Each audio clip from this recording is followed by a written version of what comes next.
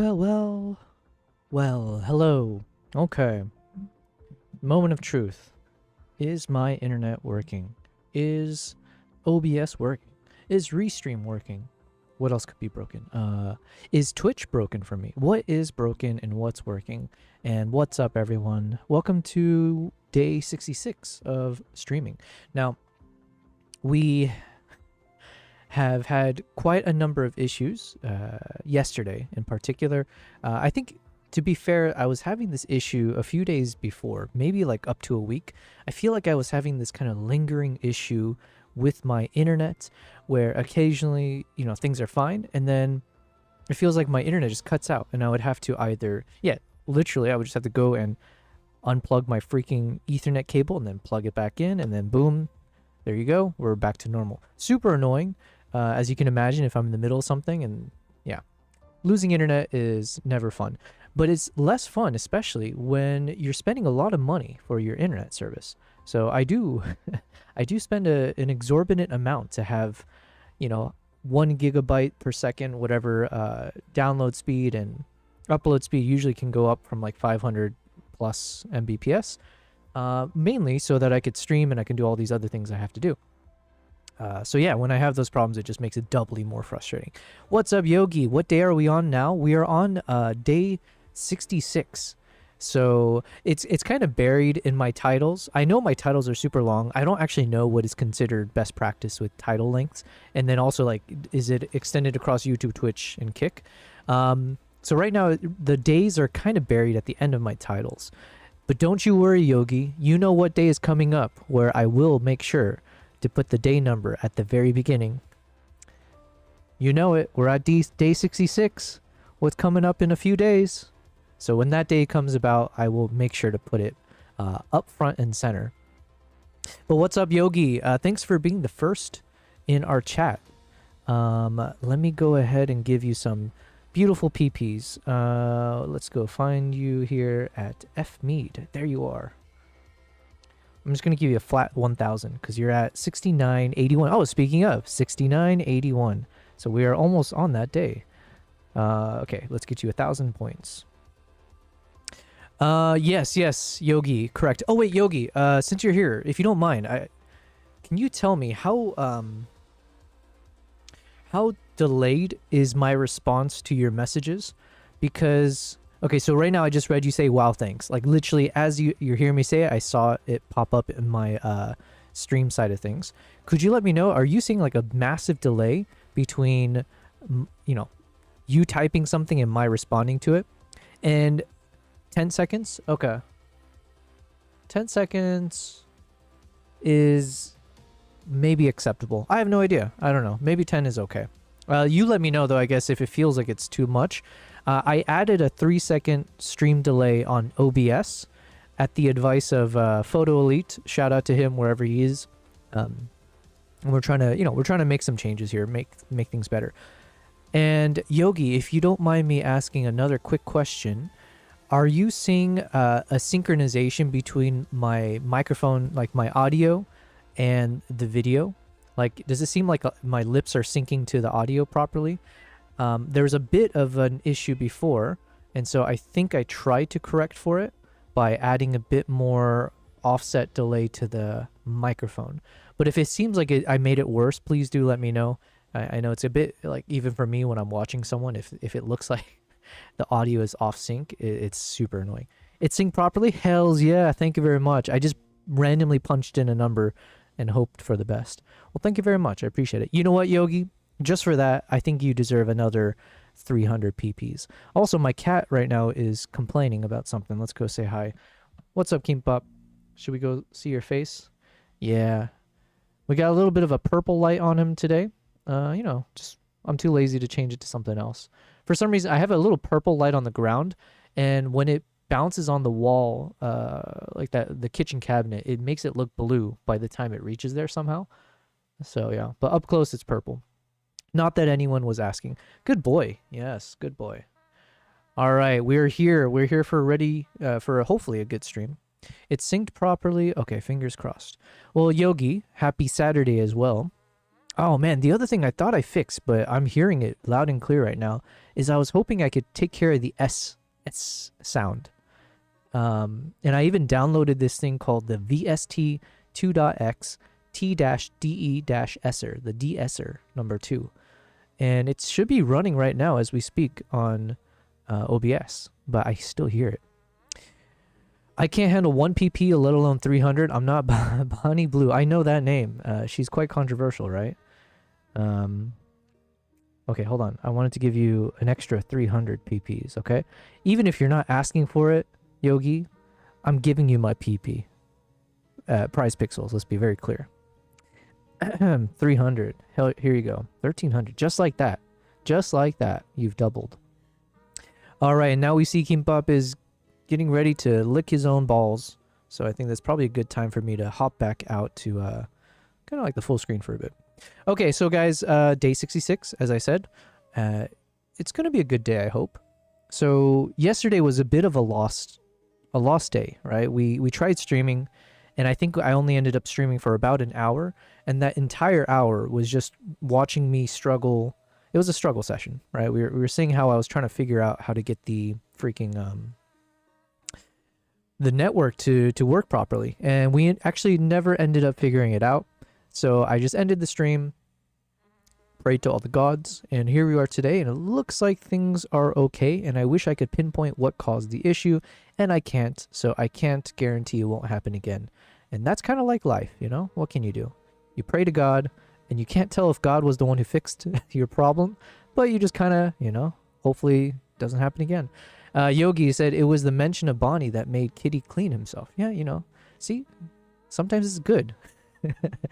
She's a good influence, reminding us to clean ourselves and behave. Okay, anyways, enough about her. What are we here to do?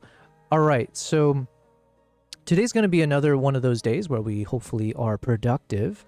Now, I am awaiting with bated breath at any moment.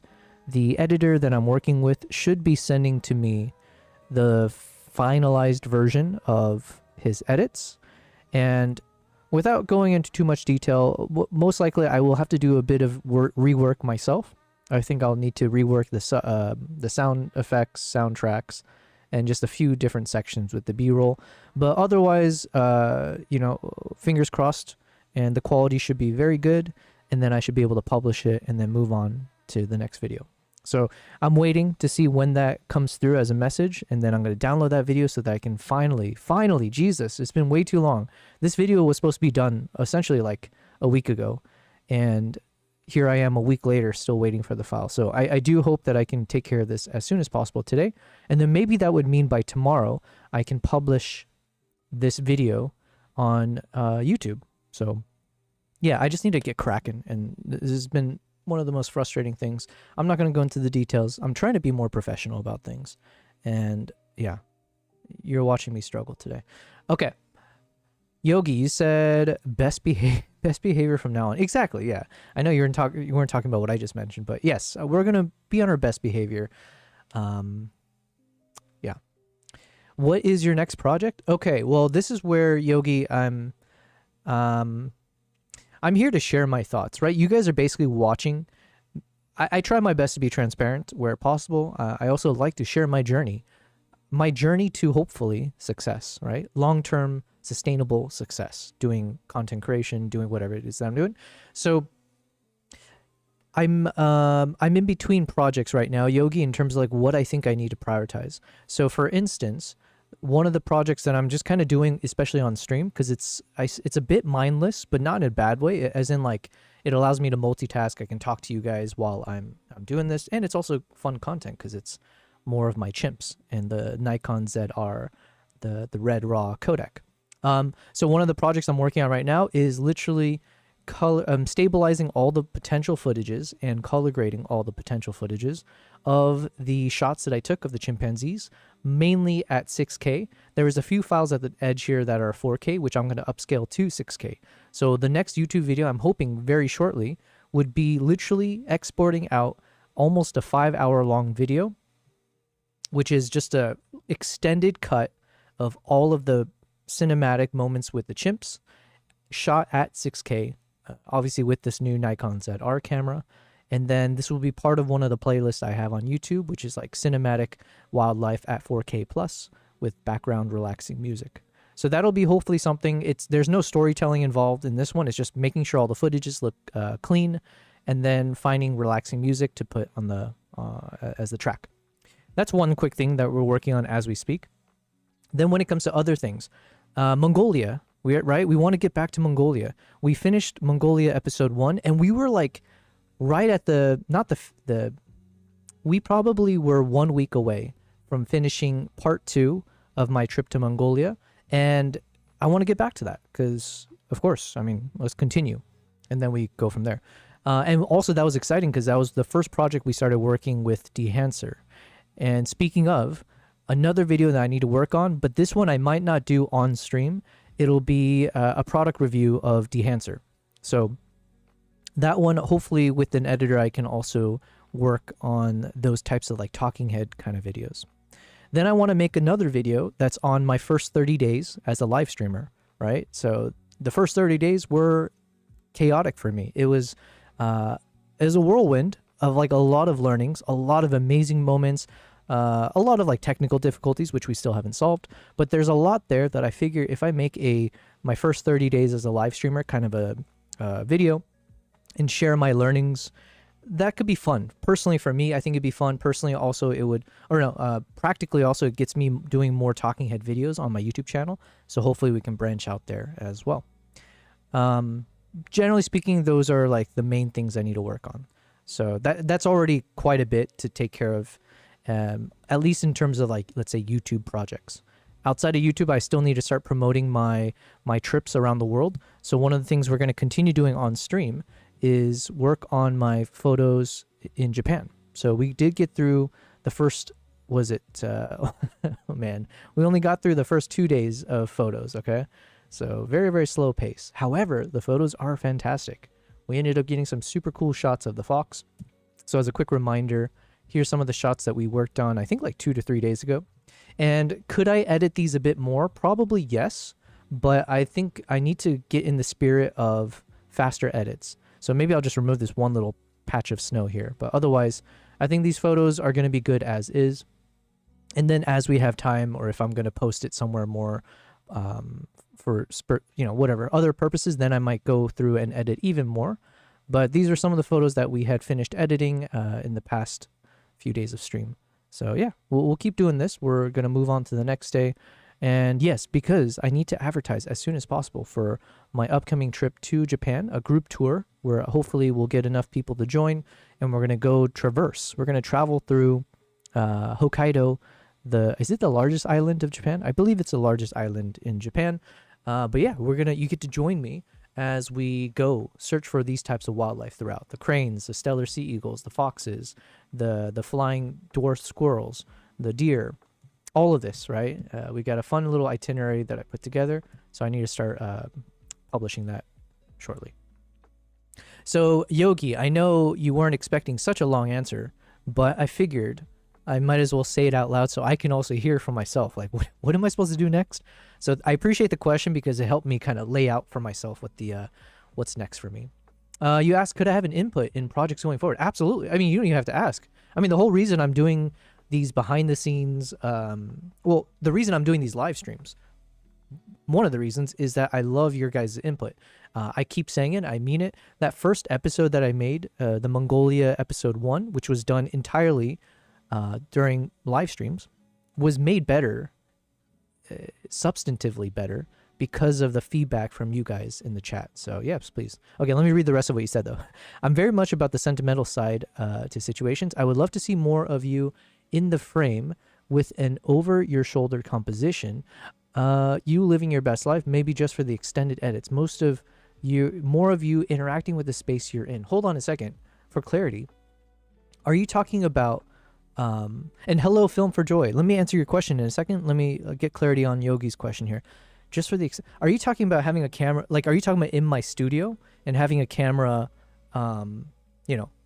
behind me pointing at my monitors, which I should be able to do, just as an FYI. We're going to get there, by the way. I want to have multi-cameras and set up in a fun way. But maybe you're not talking about that. I think maybe you're talking about like on location in the bush. Gotcha. Yeah.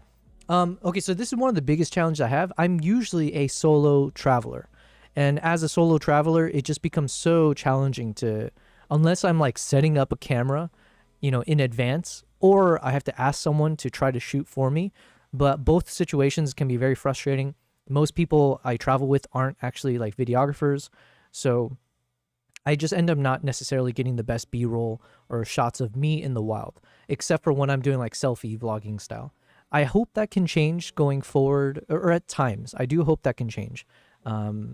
But yes, I'm glad you said so, because that is something I really wish I could capture more of.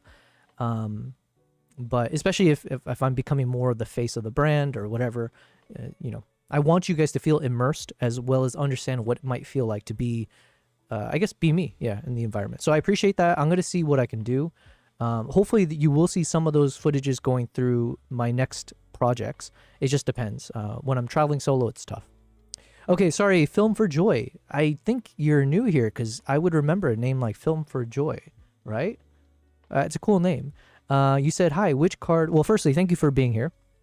Thanks for entering the stream and chatting. You said, which card did you shoot 6K R3D NE RAW at 60 frames on the ZR? I shot with... Oh, hey, by the way, Film for Joy, did you leave a comment on the YouTube video? I think I saw a comment similar to what you're saying. I just haven't had time today to actually respond to anything. Let me see if I can show you, though.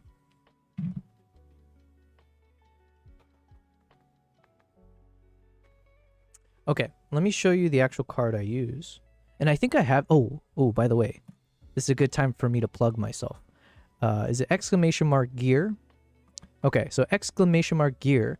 You should see a link pop up in the chat, which is you know, my website, and you can see all of the gear that I use. It's not fully updated yet. There's a few things I need to add, but I think it does actually have this one in there. Okay, can I see how to share this?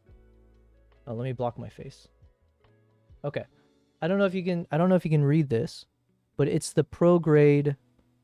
It's the pro grade brand. I'll write it down as well. Pro grade, and I was shooting mostly with my 1 terabyte cards, just because, you know, given the file sizes of shooting in 6K raw log. It is the pro grade 1 terabyte CF Express Type B card.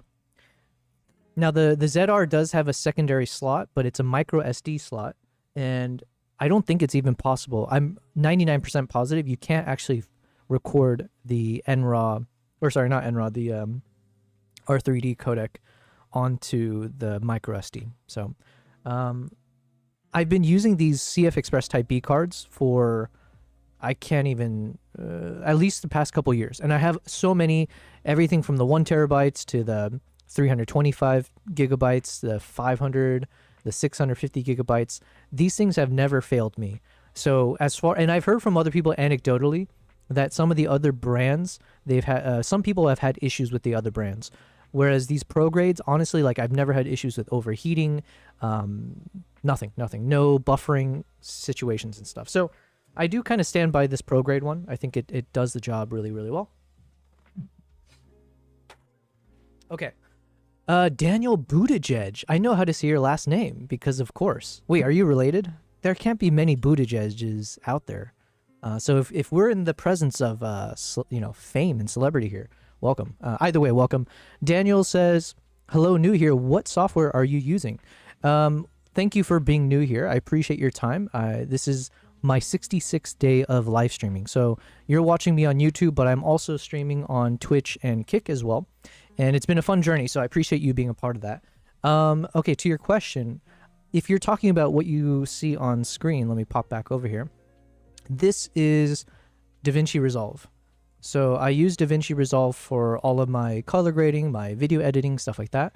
But just keep in mind, my quick disclaimer is that I am fairly amateur when it comes to video editing and filmmaking and all of that. So I'm about 2 years into my journey of like trying to do long form video edits. And yeah, so just keep that in mind.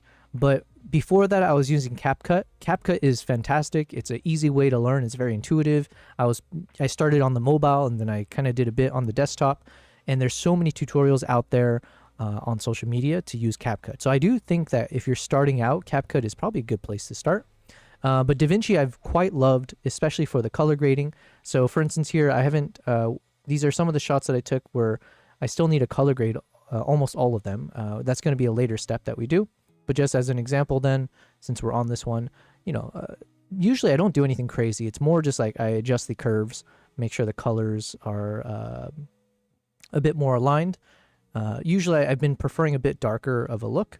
But yeah, so this is generally speaking all I do. I don't do anything too crazy. I just make sure to swap it back to the right color space before editing. But yes, thank you very much for being here. And don't forget to subscribe to my channel. If you're watching on YouTube and if you're not subscribed already, I do appreciate all of that. Like the video, because I think hopefully that will share it to other people. And Twitch, Kick, obviously you can't like videos, but obviously subscribe to me. Mao the Great, what a name. Mao says, hello, how many lenses do you usually carry on solo travels? This could change, by the way. Okay, so when I first started out, I would almost always just travel with about just like 2 lenses. I would always travel with the 24 to 70 f2.8 lens and the 70 to 200 f2.8 lens. Then eventually I ended up getting a 400 millimeter lens. Super fancy lens. It basically made me broke, but this camera is fantastic, or this lens is fantastic. So usually I'll have the 7200, 2470, and the 400. For wildlife is the 400. Recently, I've been traveling with the 20 millimeter f1.8 lens, and that's been great for like selfie shots. There's not too many times where I need to do it for like wide angle for wildlife, but there has been a few really cool shots I've taken with like elephants, for example, from super close up because I had the wide angle lens. Actually, since you brought that up, let me see if I can show that real quick. We've had some fun. You know what? It's been a while since I showed some of these footages because we're not here yet. We're going to get to this probably in a few months because we've been traveling for the past year and a half. So we have a lot to catch up on. Okay, sorry, I'm very slow. So I'm responding to your question. I'm about to go on a tangent. So let me quickly read Yogi and Daniel's messages first before we go too deep here. Sorry, so and then Mao, the other question, the other answer I would say is maybe I carry around 4 to 5 lenses. So it'd be like the 2470, 70 to 200, 70 to 200, the 21.8, and recently I've been really enjoying shooting with the 85 1.2. And then if I have to do for wildlife, I have my 400, if I didn't say it already. It's like 3 to 5 lenses, something like that. But now I'm like loving the 35 millimeter f1.2. So I don't know. I'm getting, there's too many cool, yeah, okay. Hold on. Let's go to the wildlife shots real quick. I think it was Zimbabwe. Let's find it. No, not these ones. Okay, so shots like this, I believe I shot this with the 20 millimeter, and then we got super lucky because then the this one I don't think was 20 millimeter. Let me see. There's some really crazy angles I got because I was shooting with the wide angle, and the elephant approach like went right up to me. So let me see if I can find it. Yeah, so there can be moments where shooting with the 20 millimeter lets you have some of the coolest shots possible, but it's a bit few and far between, and it depends on the size of your subject. So, I'm not sure if I could find it real quick though.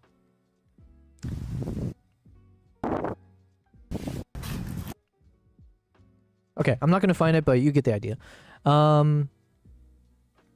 Yogi said, I'm not saying about presenter style talking to camera, but just footage of you doing what you do. I understand you're solo, but going forward, I think it would be beneficial for you and your family, as we never know what is around the corner, and great to see you doing what you love. I appreciate that. And you know what? That's also one of the reasons I did create, and you'll see it as the opening shot, right? So I have this whole thing that I created as the opening shot of my live streams, where you kind of see a montage. Is it here? Yeah. I'm not going to play the whole thing, but just for a sense. Right, so this was kind of me taking a bunch of the footages that I've gathered of myself, and I just made it into a montage to hopefully use for like professional things. But then to your point, Yogi, to be able to give people a little bit of a insight into what it's like to travel, what it's like to be me. So I think I hop back into it here, for instance.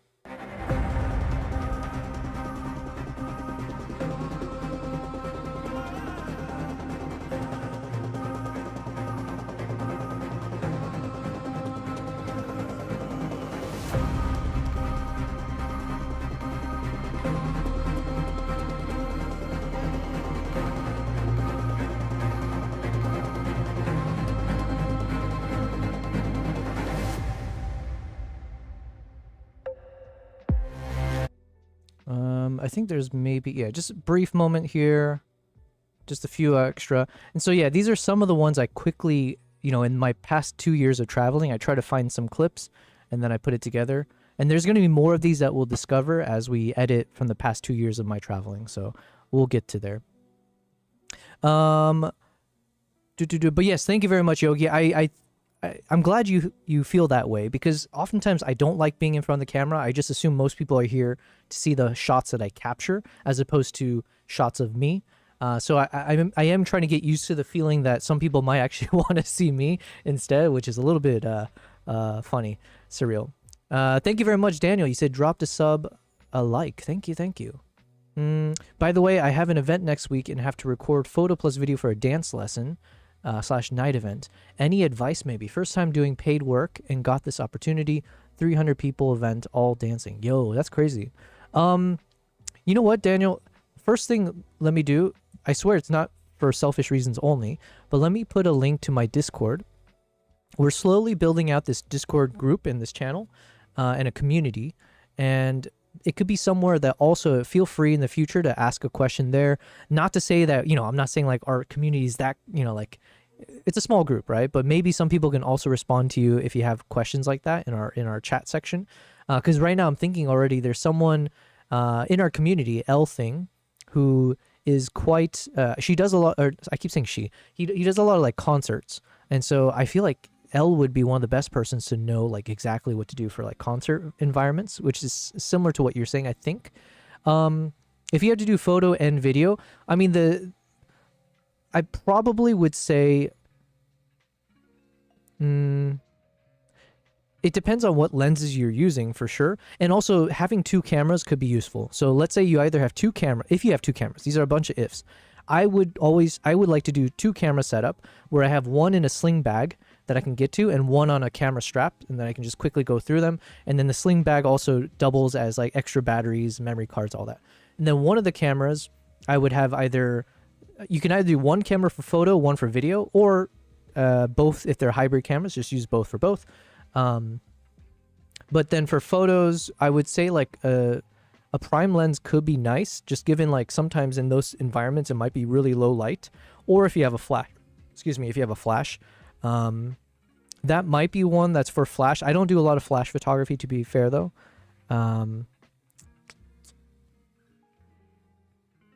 Here's what I would say, Daniel. One of the best things you can do is probably create a shot list. So just put together a shot list of saying like, okay, I need I need at least a few shots wide angle, low to the ground, pointing up when people are dancing. So let's get one wide establishing shot of the dance floor and everyone dancing, and try to shoot one at a low angle. Then try to shoot one at eye level. Maybe shoot one at overhead if there's like a balcony or like a some upstairs kind of situation, and you can shoot top down. Put that then. Okay, and then do like, okay, now what about a medium zoom? Let's say something in the 50 millimeter range. Let's get some nice, same thing, eye level. Try to like just put a shot list together. Maybe get some close-ups of like body parts as opposed to the full body. So maybe it's like the hands in the air, or like, I don't know, like those kind of moments. Maybe do some shots where you're like focusing on the DJ, but through the crowd, right? Like a wide angle shot, point at the DJ, but you can see in the mid-ground, foreground is like the blur of the people. Stuff like that. But generally speaking, I feel like you just want to get shots of every guest that's there as possible, because then obviously they'll be happy when they get photos of themselves. But yeah, I'll have to give it more thought though. Rejoice Pala says, hey bro. Well, hey bro, back at you, Rejoice. And thank you for saying hey and bro on the YouTube side. I appreciate it. Exactly that, says Yogi. Awesome, awesome. Yogi said, I have personal experiences of a situation where my dad and myself went to a motorsport event, which turned out to be our last father-son trip. I didn't take a single photo of him or us together. I concentrated on the event. Boy, do I kick myself now.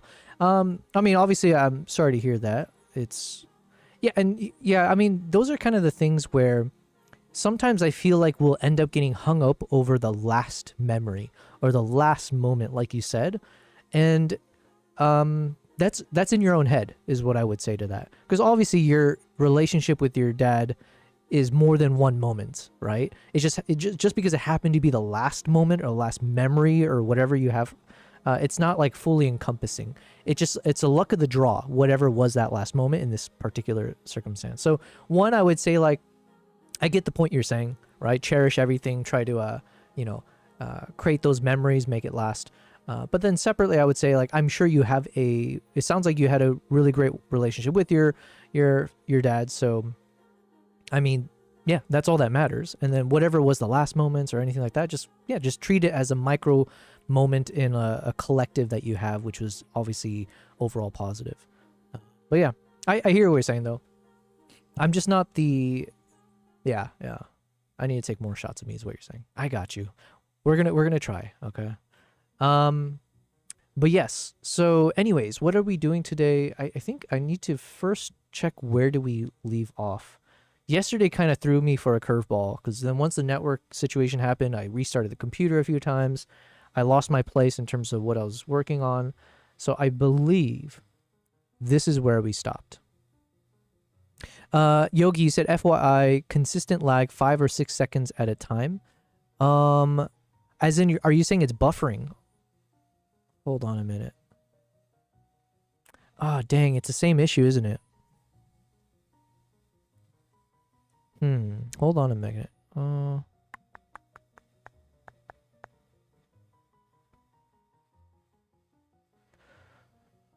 Dear God, why have you forsaken me? Stream God, at least.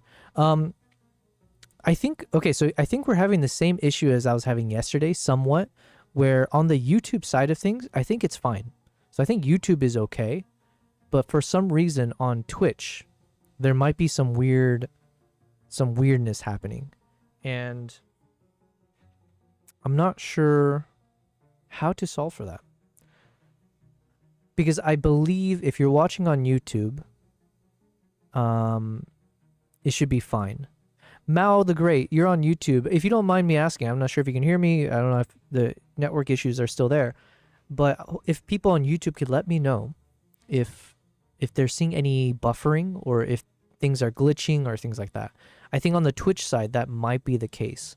And to be honest, I just don't really... I don't know what to say. I have no idea how to fix it.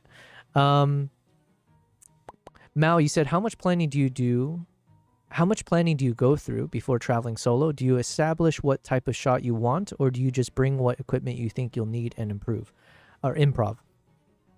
Up until recently, it's been mostly what you said, the latter part. No, it seems good to me. Okay, well, thank you, Mao. So it might be a Twitch thing. So Yogi, if you don't mind me asking for a favor, just let me know if you keep seeing this consistent glitching. And unfortunately, I'm not really sure how to fix it. Yes, what's up, Will? Buffer, indeed. God dang it, why? Okay, maybe, you know what? Let's take care of this now. Let's go to settings. I'm going to drop the bit rate. Maybe it's the bit rate situation. So if I drop it to 4,500,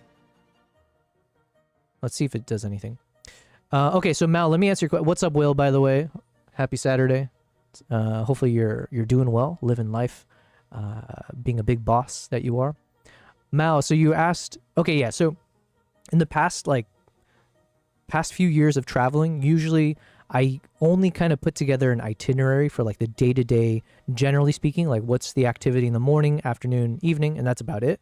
And then I just go there and I say I'm going to shoot whatever I can shoot. And that's partially because I was still in beginner / like learning mode for everything when it comes to how do you film, how do you even capture shots properly, what is an ND filter, what are the right settings and techniques. And I'm still at that phase, but a bit more experienced, where now I feel like I can put more energy into figuring out stories, right? How can I focus on storytelling as opposed to just, shooting the shots? So Mao, I would say as of maybe the last 2 trips that I've been on and going forward, now I am trying to put together like a shot list, similar to what I was explaining earlier. I try to think about what is the general theme or story that I'm trying to capture, and then making sure that the shot list matches to that. And I'm almost like envisioning what could be something I want to capture. But I'm still fairly new to the process, so yeah, I still am in the mode of saying, let's improv, let's just film everything. And then once I get home, I'll go through I'll sift through the shit essentially, and then see if I can find something. But yeah, I want to be a bit more professional about it. So I want to get to a point where I don't feel like I'm filming every moment just because I feel like just in case. I want to get to the point where I know exactly the shots I need, and it's like a checklist and nothing more, nothing less type thing. It's like boom, boom, boom. Okay, that's all I needed. Saves me time, means also I can produce faster, right? So all those reasons, I think it's better to be more prepared and less improv-y. Okay, let me see if the connection is still okay. On Twitch, it's still showing that it is a bit unstable. What the? Why? Why is this happening? But the YouTube side seems fine, so I'll accept the wins where I can. Let me go to my stream setup on Twitch. Improve the viewing experience for your stream by enabling a backup in the event your stream is disconnected. If your primary stream fails, automatically display a temporary visual to viewers for 90 seconds. This requires the use of a major encoder to work properly. Okay. Henry, I'm going to call you Henri. Actually, okay, we'll go with Henry. Henry says, love the color of your room. Yo, thank you very much. Let me see, what does it look like? Yeah, we got a little bit of blue. It's a bit dark, but you know what? I'm kind of in a dark mood anyways. We're dealing with some technical issues, so it matches. Yeah, we tried. I've been spending some time trying to figure out the best setup. I'm in my apartment, so I try what I can. In an ideal state, I would have the camera further back. It'd be a bit lower. You can see the front desk in front of me. Unfortunately, I've got some issues. Yeah, so I went with like a bluish light in the background using a Zhiyun Cinepeer 100 watt something. And then I want to trademark this for myself, but I'm using a 5-gallon water jug.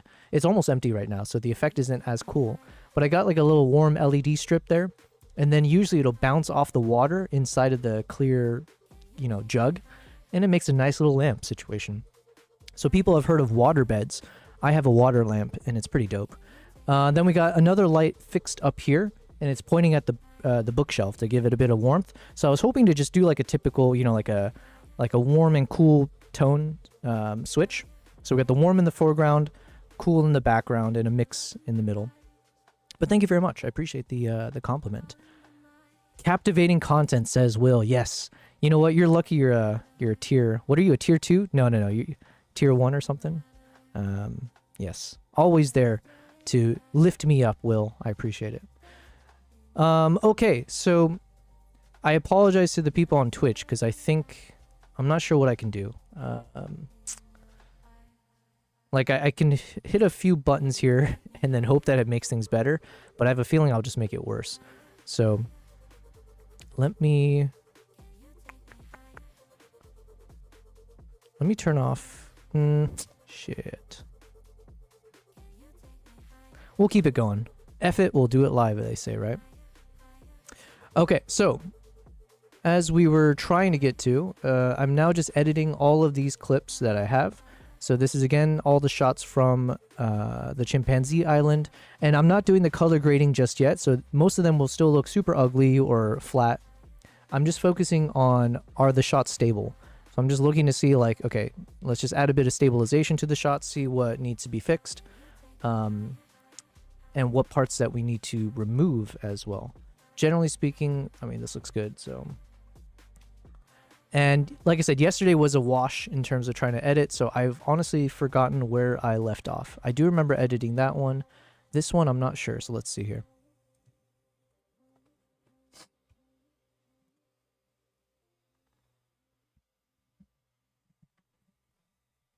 Okay, actually, you know what? I do remember editing this. God dang it. How far did we get? Because that was good. This one looks good. That's fine.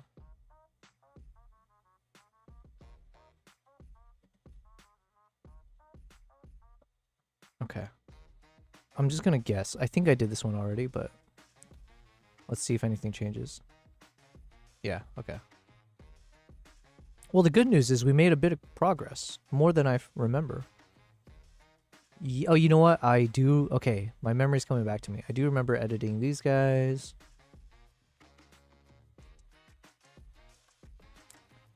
This is our boy Tambu. Tambu. Okay.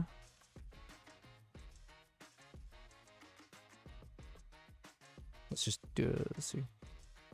And generally speaking, like, again, so you're watching me edit from DaVinci Resolve. I think more people, more video editors edit with Premiere Pro and After Effects. But when I first tried Premiere Pro, it was a bit... It felt like Photoshop to me in the sense that it's like a completely different language. I didn't know how to use it. Nothing felt intuitive. I am curious if I were to hop back into Premiere Pro now, with like the more knowledge that I've gained, at the very least, now I know what a frame rate is, right? Now I know some of the basics. I do wonder if I picked up Premiere Pro, would I feel quite differently about it, where it's like, yo, this is the best tool? Because even as I've been searching for like a video editor, one of the issues I've run into is that more editors, like all the top tier editors seem to be Premiere Pro users, because then they'll mix in they'll mix in After Effects with Premiere Pro. Whereas not as many will say that they're prominently a DaVinci user. But then on the flip side, you'll see a lot of people who are DaVinci Resolve users, particularly for like their color grading. So it seems like there's almost a consensus that DaVinci Resolve is much more refined, or it gives you a bit more control when it comes to like editing your colors. So, and I've definitely felt that way, where it's like the colors are nice. You do have the ability to like adjust it to whatever you want. Yeah, so that's got that going for it. But yeah, I think I need to learn Premiere Pro. Okay, so we did edit these ones.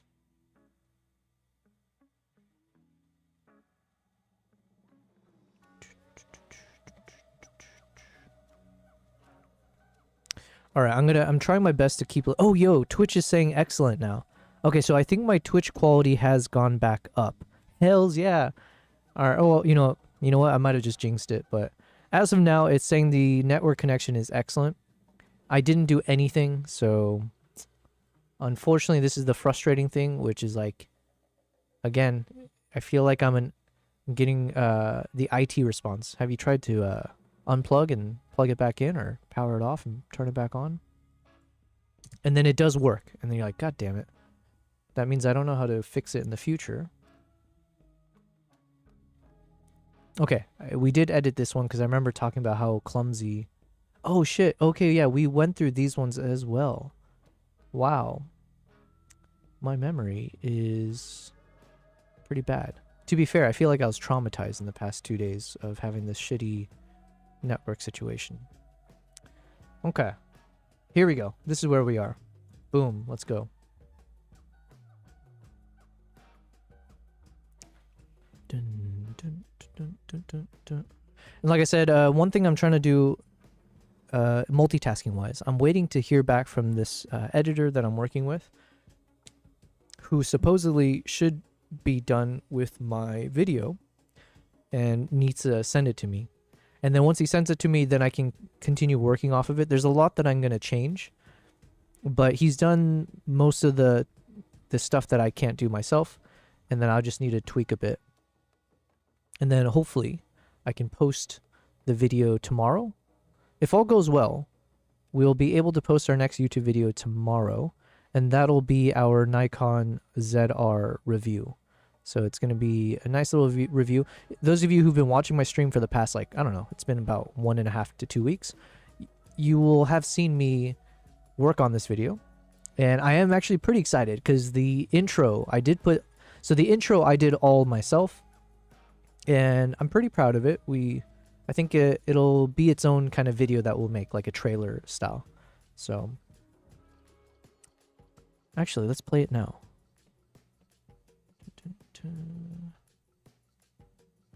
Because I need to keep reviewing, or I need to keep reminding myself and like see what I've made to see if I catch any issues. So let's see here.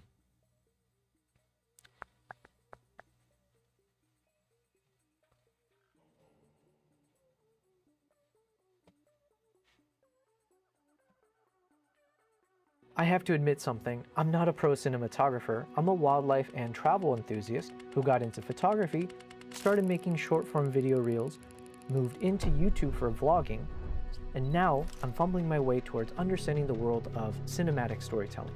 But I think that's exactly why Nikon invited me to test out their new Nikon ZR before launch, to see if a camera at this price point with pro cinema features can help a self-taught creator like myself create work that actually feels cinematic. So if you're like me, an aspiring filmmaker and solo run and gun traveler, the Nikon ZR and this review are for you.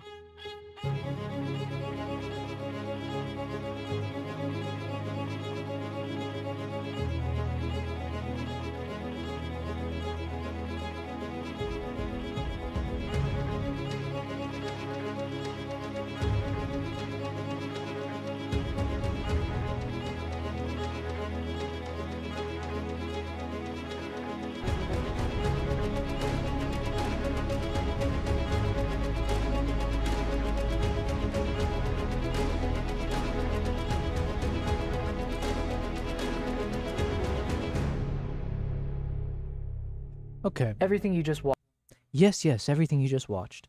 Okay, now that I'm rewatching this, let me think. I'm wondering if I should just have like should I just have like the Nikon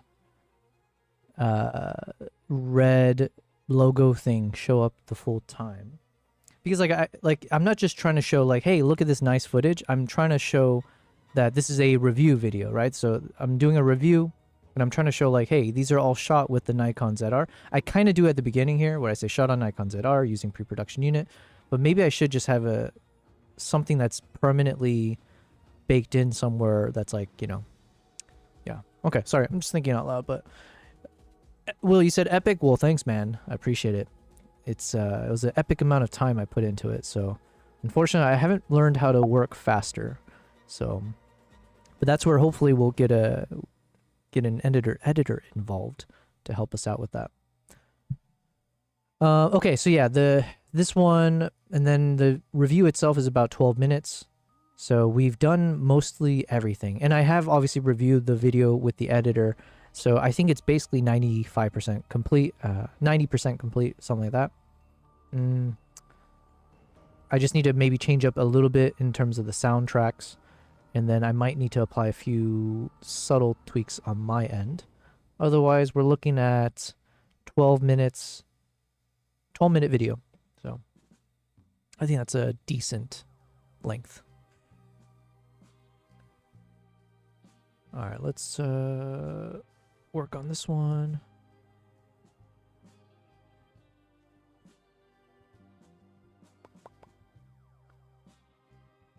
Okay, looks good. I'm gonna stabilize this. Yo, Will, what time is it for you right now? 6:30 p.m. my time. So right now it's 6:30 p.m. Let's go check out. Oh, must be like early, oh no, mid-morning for you.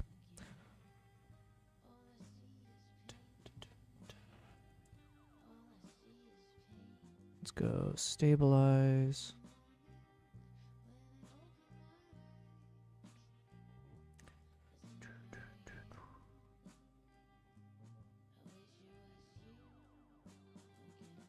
Boom. Okay, let's check this out. But yes, thank you guys. Thank you people on YouTube and Twitch. And then that one person that's on Kick. Listen, I'm just going to assume you're a bot, but I appreciate you there. All right. Looks pretty stable.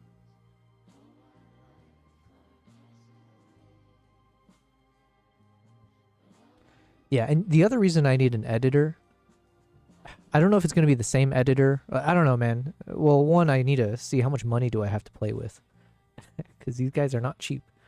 But I need an editor who can help me with my talking head videos, so I can start pumping those out onto YouTube more frequently.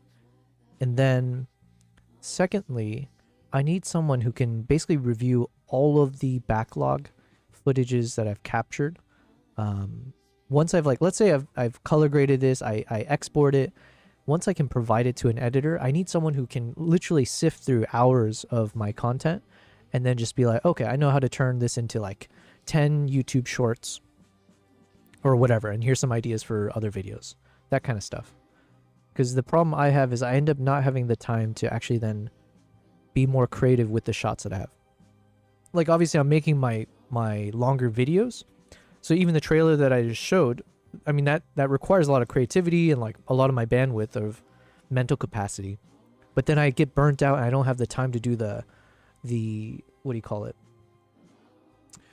The YouTube shorts, Instagram reels, that kind of stuff. So I'm like dropping the ball as I toss more balls in the air. I'm dropping more than I'm tossing, if that makes sense. Okay, so this one, same thing. Let's stabilize.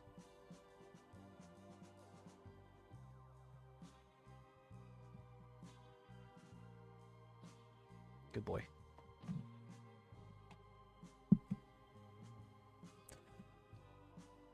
Okay, in the meantime, let me just move this away.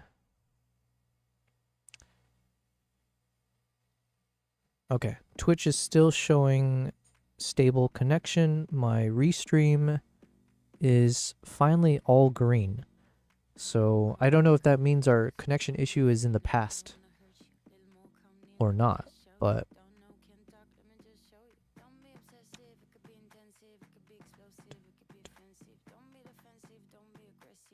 so this ends up being one of my or parts of this was like one of my favorite shots from this trip. Mainly because one, it's our boy here, Tombu or whatever his name is. But then also we got nice colors. So this is roughly right before. This might have been the start of golden hour, let's say. So you can see the lighting is pretty nice. Yeah, it's yeah, you can see the directional light. So, you know, it's late afternoon. Nice warm soft light coming through, but then you have like the advantage, which is usually not an advantage or something you're happy about, is the amount of flies in the air. They're like, these are the lake flies, which are super annoying. I don't think they bite necessarily, but they're super annoying. So anyways, it kind of looks like fireflies, or it looks a little bit it makes it look a bit more what's the word I'm looking, enchanting, maybe kind of like a fairy tale feel. So you're having all these like glowing lights bouncing around everywhere while this crazy looking chimp is walking forward. So we ended up using just a brief moment, like one of these like moments here where he looks to the left. I think that's what I used in our trailer. But yeah, let's make sure to stabilize this. And like I said, I'm going to try to multitask because we're going to get through our Fox photos. Oh, no, we did our Fox photos. So now we're going to move to day 3 of this Japan trip. And I don't think I've actually done any... Oh, no, hold on. I see a few things where I've started. Let me check. Did I don't think I... Is this all the photos that I want to look through? Let me see. Okay, yeah. I'm assuming this is all the 3-star ones were the ones I wanted to keep. Or that I filtered to for reviewing later. Damn. Okay, we're going to look through all the photos. Quickly, but we'll go through all of them. Because I think there's a few that maybe I missed in the first run. That could be some nice shots. So yeah, like I said, I need to prioritize this trip. Will, you said, did you get the flies to sign the release form? Dude, man, I always forget. You're maybe, there's like Dave Chappelle, right? There's Louis C.K. And then there's you. Okay, dude. Bravo. Bravo. Thank you very much. I laughed inside. I meant to laugh out loud as well. It didn't come out, but that's not an indication on your comedy skills. It was just something in my throat. Did you get the flies to sign the release form? I did not. What are you gonna do? What are you gonna do? Sue me? Okay, let's look at these. Basically, I'm just looking for the money shot. Is there like a shot where the deer, you can see a nice silhouette, and then we've got the sunlight in the background? So some of these I think we already starred. But then generally speaking, I don't know if it's just deer, but a lot of the deer-like animals, they don't look good from a side profile perspective. Like when you get a side shot of these animals, it just looks awkward. The shape of it doesn't really seem to fit nicely for composition. So generally speaking, I like kind of ignore most of those unless it's like almost straight on or yeah. Now one of these shots could be nice.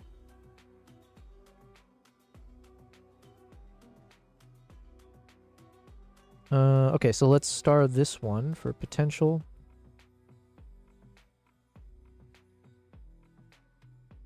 This one's too angled. And then here, I think starting here, the sunlight is a little too much, too off to the right. So I think, okay, that's the only one we want to keep.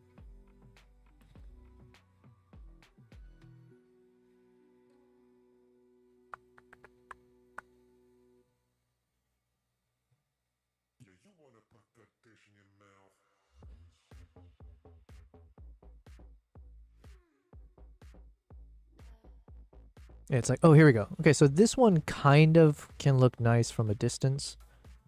Because at the very least, the deer is looking straight at us. So we get that nice positioning of the antlers. But I still just find deer to not be the most photogenic. You get like this weird-ass body shape off to the side here. I don't know. I'm not feeling it. But we've already marked some of these for review anyway, so I'll just speed through these ones. And let's get back to this real quick. So let's hop back and forth.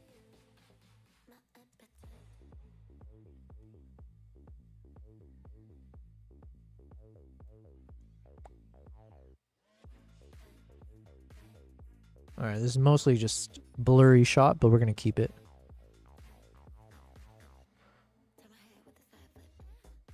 Oh yeah, we ended up using this in our video as well. I don't know if I use this in the documentary, but I showed this in the trailer that we're going to pump out in our product review. I think it's a cool shot. Not the full thing, because it looks like I was blurry for most of that. Then I lost focus here. But you know what? We're going to probably end up keeping most of that. But first, let's see how bad the stabilization is.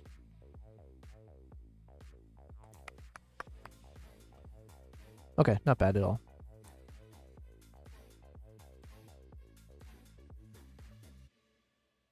Cool. All right, we'll keep that. Man, the colors were so awesome with this camera. One thing I need to do, I wish I could pay someone to do this for cheap or for free. I need to go through the past, since I come back from my trip, there has been a number of people who've left some really cool comments about the ZR, right? And I think it's worth maybe like trying to screenshot or like try to collect it all together. At the very least, it could be some nice proof points that I can use to share with Nikon as well. Like, hey, look. So, you know, here's the causal, you know, here's the cause and effect, right? Or like, you know, you got me access to this camera. I published it. Here's the content, but then here's the reaction. Here's some, I think we actually did end up with a handful of people, a non-insignificant amount of people who said that they are going to pre-order the new ZR after watching my video, which is like, okay, good. I need to, I don't get paid for that, right? But if somehow I can show that to Nikon, then maybe they'll be like, okay, you are worth a stronger partnership of some sort. So I need to collect all that together. But yeah, it's been really cool. It's definitely been, what would be the right word here?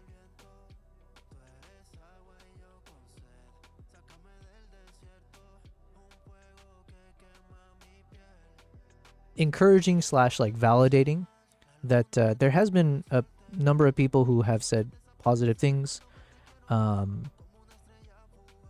it's like, okay, we're doing the right thing here. Now we just need to do this more often. So one thing I haven't had the time to do, but I need to start committing like actual hours every day to like trying to figure this out. I need to figure out how can I pitch this video, even the 5-minute video that I made, can I pitch it to like different film festivals and stuff?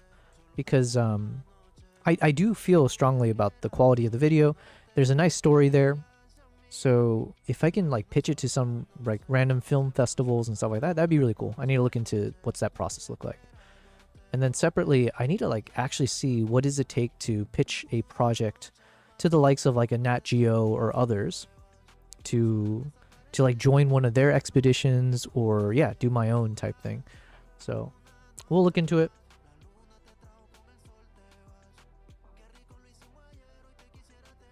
And then obviously do my own stuff with the YouTube channel and stuff. Like, I don't know. There's a lot of things that we're trying to juggle in a short amount of time.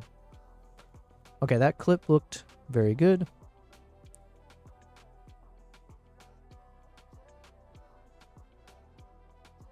You know, one technique or one thing I need to learn the actual...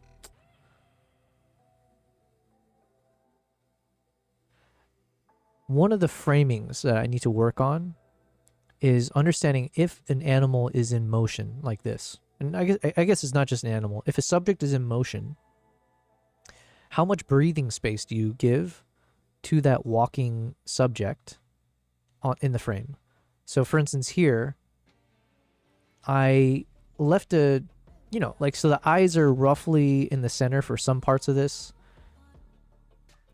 And then the question is like, do I need to give more looking space or like look space? Like should the chimp, if it's walking, should this actually be positioned more to the left, or does it have to be positioned more to the right? Like, do you need to have more of it captured here? But then like, I know there's that whole concept of like, yeah, like the look space, right? Like you need some kind of breathing room for the direction that the subject is looking. But I just don't know how it applies to a moving subject, I guess. So I need to, maybe I'll ask ChatGPT about that one as well.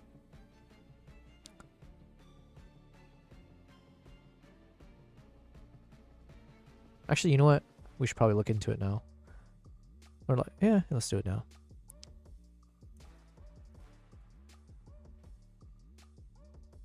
Damn it. Okay, we'll do it later.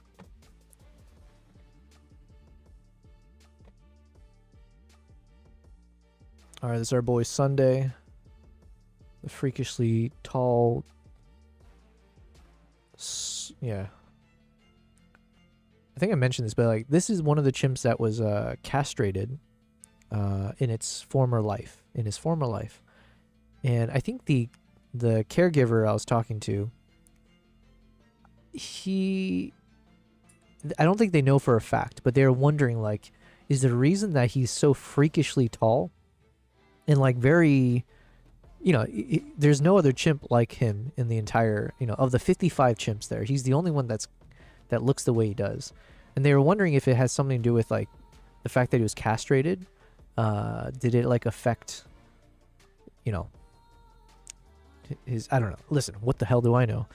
Let's just throw out words. Did it affect his testosterone level or something to the point where it created this like abnormal growth spurt for him?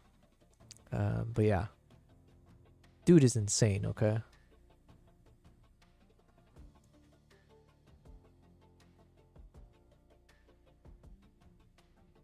Man, again, I know this is like old news at this point, but like R.I.P. to Jane Goodall. There was a part of me that was like hoping, again, I'm not acting like I know a lot about her, but she's like a name that everyone, if you're going on one chimpanzee trek or even like a gorilla trek, right? Like that name, you'll hear it everywhere. It's like, oh, Jane Goodall did this, and this. And so there's a part of me that was like, yo, that'd be so cool if I can meet her. Because then the moment I realized she was alive, I was like, oh, what? She's, you know, in my mind, I just assume all these people is like from far gone generation, they're long passed away or something. So a part of me did want to see if there's a chance I could ever meet her out in the wild somewhere, whatever she's doing. But yeah, R.I.P. But yeah, if I could be the camera guy for the next Jane Goodall, maybe I should reach out to Steve Irwin? Is that his name? Steve Irwin? Who am I thinking of?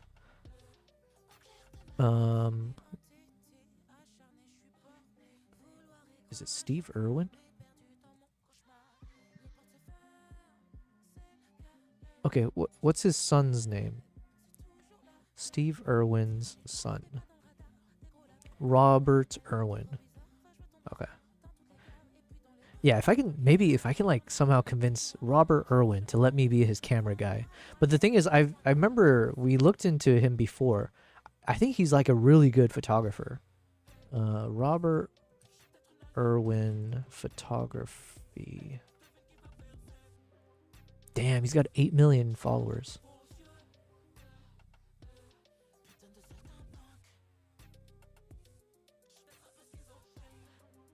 Yeah, he's got some cool shots.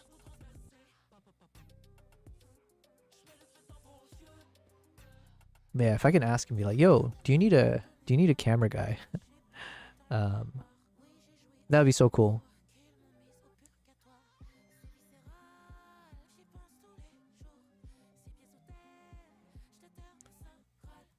It's like, yeah, it feels weird to say this because here I am doing a live stream where I'm on camera, and I'm doing content on YouTube where I'm on camera, and so clearly, here I am trying to say like, oh, I'm putting my face out there for a reason, so, you know, clearly I must want to be on camera if I'm willing to do all these things.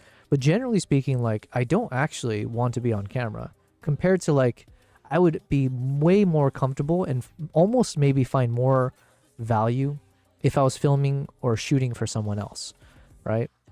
Depends on the person, but I really do enjoy when I'm able to capture shots of other people in the wild or out in nature and stuff like that. Because then that's like fun for me because I'm actually trying to work on composition. What is the best way that I can capture this subject doing something? So the few examples that I've been able to travel for someone else, whether for like clients or yeah, like in general like that, I thoroughly find it so much fun to like try to capture them in the best light possible in the environment. So yeah. All right, we'll send an email to Robert Irwin. We'll ask ChatGPT to write it for us. So yo.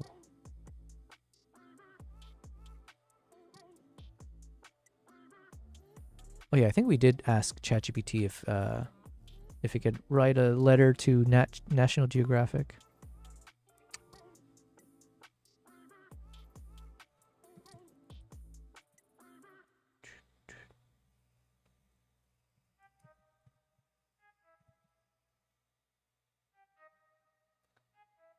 God dang it. I need to know everything, who and the what and the where, I need everything. Trust me, I hear what you're saying, but act like it's new what you're telling me. I'm curious, George, I hop in the Porsche, 5 and a horse, I'm ready for war, I'm coming for throats, to turn to a ghost, I need to know everything. Now you be surprised. Set the relog in. Okay.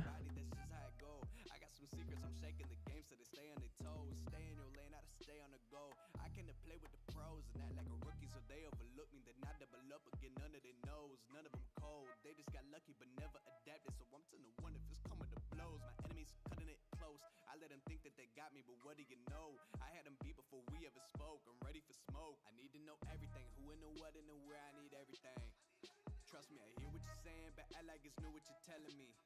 I'm curious, George, I hop in the Porsche, 5 and a horse, I'm ready for war, I'm coming for throats, to turn to a ghost, I need to know everything.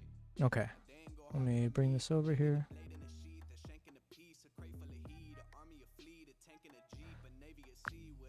Hello, hello, Amber. How are you doing today? Hey there, I'm doing great. Thanks for asking. Always happy to chat. Let me know what's on your mind today.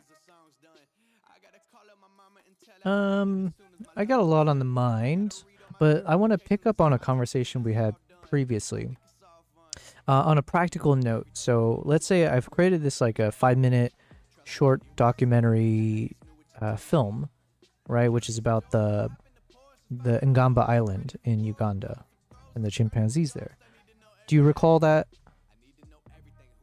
Absolutely. I remember we talked about your documentary project on Ngamba Island and those shints. Sounds like a super cool topic. If there's something you want to dive back into or expand on, just let me know. Yeah, so I'm curious if you can do some research online and let me know because I would like to see, is there something I can do where I can submit that film into, like, I don't know, film festivals, or like what is like a platform where you're able to submit something like this as like a body of work for hopefully recognition or like access to, like, because basically I want to be able to keep doing filmmaking stuff, and I need to figure out what are the right directions to take so that either you can build a better network, meet fellow filmmakers, or put your work in front of people in that space. So basically, a good route is using a platform like Film Freeway. It lets you browse a bunch of film festivals, see their rules, and submit directly. Each guy's got its own guidelines and deadlines, so just check those out and you'll be set to get your work in front of the right people. What did you say it's called?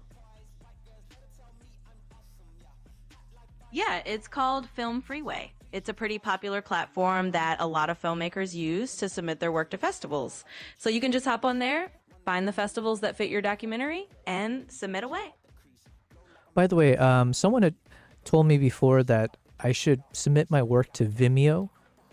Is Vimeo used just in general for like for videographers, filmmakers, whomever, to like put their work on there? And for what reasons do they put on Vimeo as opposed to YouTube or something? Yeah, absolutely. So Vimeo is definitely a pretty common space for filmmakers and videographers to showcase their work. It's kind of known for having a more professional, kind of artsy vibe compared to YouTube. A lot of people like it because the video quality is a bit more consistent, and it's just got that reputation of being like a portfolio platform where you can attract more industry eyes. So it's definitely a good idea if you want to put your documentary there as well. Okay, I'm gonna follow up on that in a second. Mal, you asked, what did you do before photography and videography, if I may ask? You may ask. But yeah, basically, not to go into too much detail, but generally speaking, I was doing like corporate-y stuff, right? So I was in the corporate space for like 10 years or so. But yeah, it was nothing to do with photography or videography. It was very much doing like business development, presentations, salesy, that kind of work. And I've hopped around in mostly those kind of areas. So I studied economics, business. So it was mostly like, putting Excel spreadsheets together to analyze data, being an analyst, like doing your typical PowerPoints, speaking in front of clients. It was mainly in that kind of space. There was a little bit towards the end of my career where I was doing more like design related things, or understanding, a bit of like product management, project management. But yeah, I would say nothing at all, anything at all related to what I do now. The photography, I started doing photography first. I would say maybe like 8 to 9 years ago. Part of the reason I moved to Dubai was so that I could keep exploring photography, mainly as I travel. So I'm more passionate about traveling, and then photography just became the perfect way for me to capture those travels. And then videography I got into post-COVID. So once COVID hit and then like you couldn't travel anymore, I picked up tattoos. So I ended up getting tattoos all over my body, and that became super fun for me. The whole process of like, yeah, everything about it. But then I started learning how to shoot video by filming my own tattoo process, right? And because I couldn't travel, but I have my expensive camera gear and stuff, so I was like, what can I do with it? So then I figured, okay, I'll shoot some, this is when TikTok was blowing up, so then I was seeing a bunch of these videos, and I decided, why not learn how to do it as well? And yeah, so then I started doing those kind of short form Instagram reels, starting with my tattoo stuff. And then once traveling kicked up again, I started doing a lot of wildlife trips. And then I switched slowly from doing the typical wildlife photography stuff to now doing like wildlife videos. And then some of those videos went viral. Some of those kicked off on the socials. And then it became a bit of like, it then kicked off a whole thing in my mind of like, okay, I've built up confidence that I have a level of creativity when it comes to creating these kinds of small, pockets of content, something that's entertaining, hopefully positive stuff that captures attention for like a few seconds. So then my challenge was, can I do this in a longer format? And I travel and I end up shooting like hours and hours worth of footages, and it feels weird to only share like 3 to 5 seconds of it on like an Instagram reel or a short. Like something about that feels like a waste. Not a waste, but there's a lot of waste happening where people only get a blink of an eye of this beautiful, amazing experience that I end up, getting to go on quite frequently. I'm very fortunate to be able to travel as much as I have. So yeah, then I decided, let me try to go into the YouTube world. And also YouTube is much easier when it comes to monetization. So then it was like a whole practical reason as well. And then for me, it was like, it's also a good challenge. Like, can I actually learn how to do storytelling in long form? And because if there's one learning that I've always had constantly, is every time there's something where it's like a new task, a new hobby, a new development, a new skill, and you'll always have that initial doubt that's like, oh, I could never do that because like other people have spent years or went to school for this. How could I just start doing it? And then you end up realizing it's like anything else where, one, you have Google, you have YouTube, you have so much in terms of like having information at your fingertips to learn anything you want if you, apply yourself for it. But yeah, anyways, I realized that every time I feel like I can't do something, at some point, if I applied myself in that endeavor, I end up being able to do it. Not to say I'm always the best at it, but it is possible. It's achievable. So then there was a time when I was like, yo, I could never be a YouTuber. Like, holy shit, I'm struggling just to put a 5-second, 5-second, 10-second Instagram reel together. How the F am I going to make a 15-minute long video? And then now, looking back at it, I'm so glad I didn't succumb to my self-doubt. Because yeah, here we are. We've actually learned how to do it. We don't do it perfectly, but the fact that we have done a number of it is like proof point. So yeah. Well, there you go, Mao. There's my long answer to your question. Okay, we are continuing to stabilize. But yeah, I also enjoy doing these on the live stream because, like I said, it's a bit like mindless for me at this point. You're just watching me do like something very, very routine. I'm going clip by clip, just double checking to see if it's stable, clicking some buttons to make it stable, and then moving on. So in the meantime, it allows me to also kind of talk to anyone, think about things, talk to ChatGPT if I have some questions, which I do. So yeah, that was also a reason I decided to go into live stream. Live stream was another world where I was like, yo, I could never be a live streamer. Like that seems like a whole ass world of like, how do you manage a stream? How do you have all these, like everything about it, technically speaking, personality speaking, like all of it seemed out of reach as well. But here we are, we're day 66. We've done this now 66 days, right? And not to say that we've cracked it. Like there's clearly, we're still very, very, in terms of the journey that we're on, we're still on like step 2, maybe step 3. But I'm very happy. Like it's been pretty rewarding, and it's been rewarding enough that I was like, yo, I'm going to keep doing this every day as much as I can. So yeah, every time you have those thoughts, like I could never do that. Sometimes you can. More often than not, it is actually possible if you have the time, passion, and resources to do it. If you have those 3 pillars, then you can do it for most things. Mao, you said amazing. Well, thank you very much. Hopefully.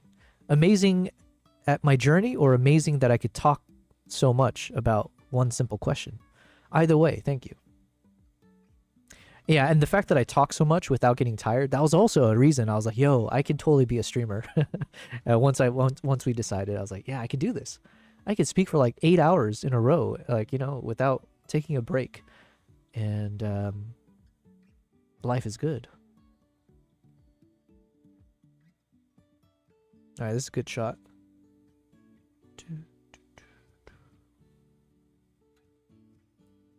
All right, I'm still waiting for my editor to send me the final update. You know, seeing how much money I'm spending for this editor, I'm like, maybe I should just be an editor. You know what? I'm semi joking about it, but then part of me is like thinking like, look, technically I have really strong internet connection. I have a really powerful computer. Yeah, should I like put myself out there on Upwork to do certain types of video editing, or like even like photo editing, things that are like somewhat easy for me these days? So probably on the photo side more than the video. But it's also the fact that I have like the actual hardware to process some of these things that maybe most people cannot do. Because that's one thing, as I've been looking for hiring like a YouTube editor, one of the unfortunate realities, because there's a lot of really talented people who reached out, but unfortunately a few of them, they live in parts of the world where like the internet connection is like really spotty. And that means that if I have to send 500 gigabytes, 1 terabyte of footages for them to work on, it's just physically just not possible, or technically not possible for them.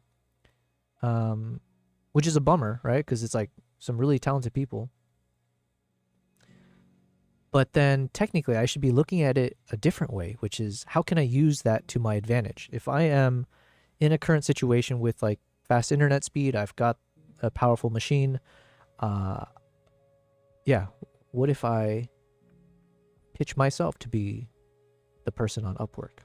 So there's a world that we might do a little bit of that, where we just put it off to the side, because then obviously that's good money coming in. Because my God, holy shit, I'm spending a lot of money to edit one video, and it's a video that I've done 80. I can safely say, confidently say, I've done like 80% of the work. It's really, I just needed someone who can help me with putting some text overlays, choose like soundtrack, which funny enough, I'm gonna probably end up changing the soundtrack. Yeah, and then choosing which B-rolls to place at the right time, sound effects, but everything else I did it. So, and it's so expensive. So yeah, anyways, these are some thoughts that I'm having around, should I just be an editor myself and get paid? But obviously, I obviously prefer working on my own content, so.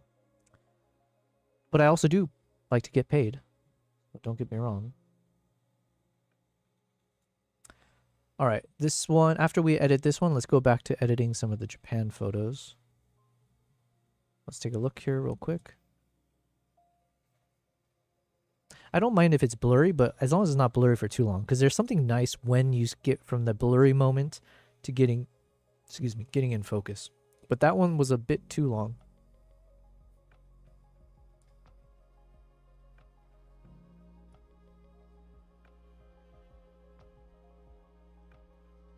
Yeah, and then I actually remember my thought process for this shot.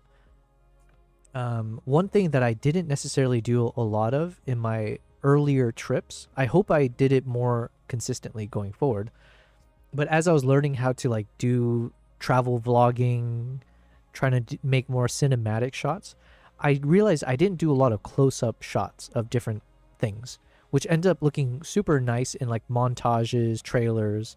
So instead of always having this urge or feeling that you have to capture the chimp full body, right, or whatever subject, I was like, okay, let's make a concerted effort now to make sure I end up with a number of shots where it's like punched in, super close up of the eyes or the nose, the mouth, the ears, the hands, whatever it is, blades of grass. Just get some like close up punched in shots, because sometimes they can turn into really cinematic moments. I think people get tired of looking at the same kind of like full body framed images or shots. I think like having variety can help. So that was a nice learning for me. So I remember, yeah, at some point I switched over to one of these like more tele lens lenses to see if I can get some close-ups. Ooh, too much bouncing around there.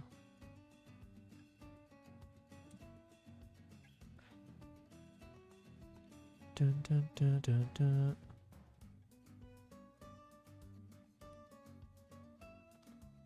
Okay, this one was a bit shaky, but you know what? It works.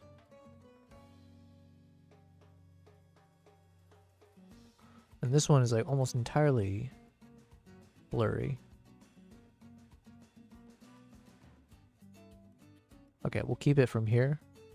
Given it's it's like a slow motion shot, it actually might still be salvageable.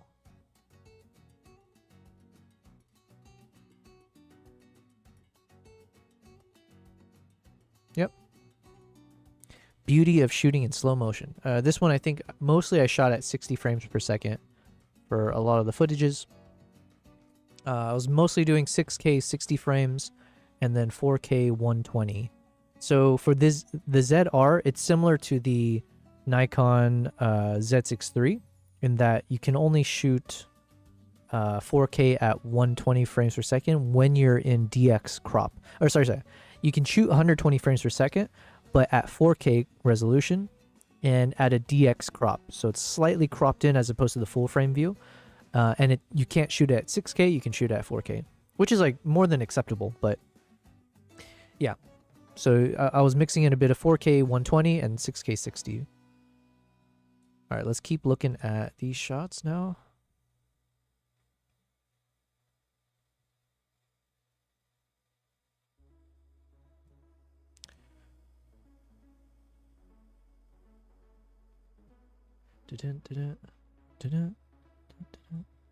Okay, these are blurry. Why did I...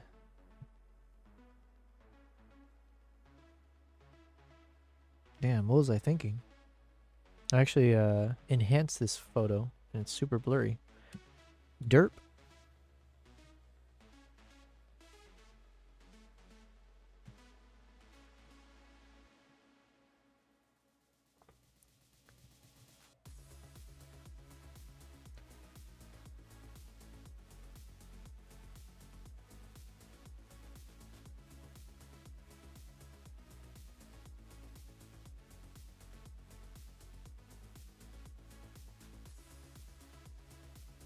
Yeah, most of these I've already filtered.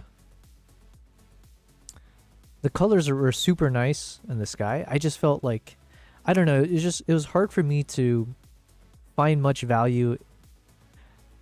Basically, my heart wasn't in it when I was taking these shots and trying to frame it.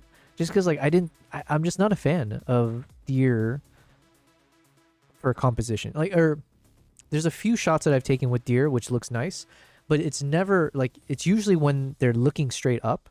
So I've taken a few shots where they're looking up, so then it creates like this nice, the antlers are kind of taking up the space behind their head and above their back. But when it's like a flat, you know, body like this, like in terms of the, like a tabletop, I don't know, I'm just not a fan usually in the side profile.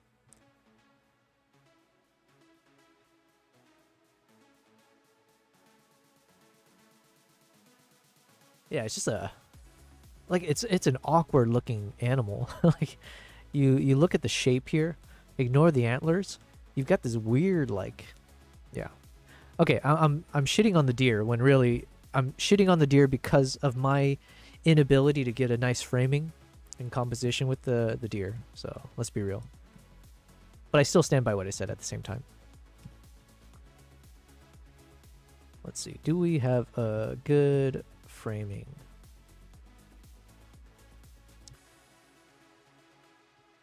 Yeah, because obviously the head looks fine, but I just wish the body was facing the camera, right? So now if this is like a straight line, or at least a bit more of a straight line, this kind of full on, you know, side view is just, it's just not my cup of tea. But it does look nice in the thumbnail here. So maybe, you know what? Maybe I'm looking at it wrong. Walking shots could be fine.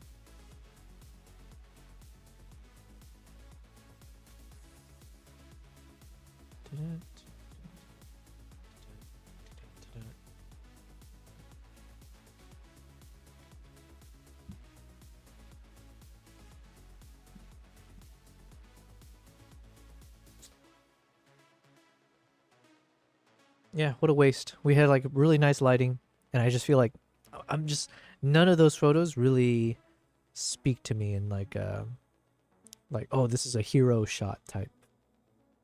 The lighting is for sure, just not the subject. And then this is the Stellar Sea Eagle. I think, what did we look up? I think it's like one of the largest. It's like in the top 3 of like largest eagle or birds of prey in the world. And it might be number 1 based on some category, whether it's like weight or wingspan or something like that. I forget what.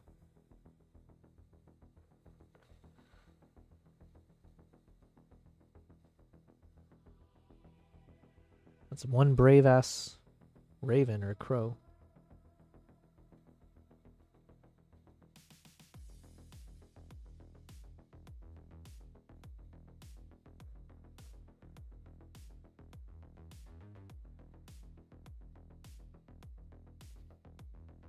So this one could be interesting for like a composition. So I've already rated this one, so that's good.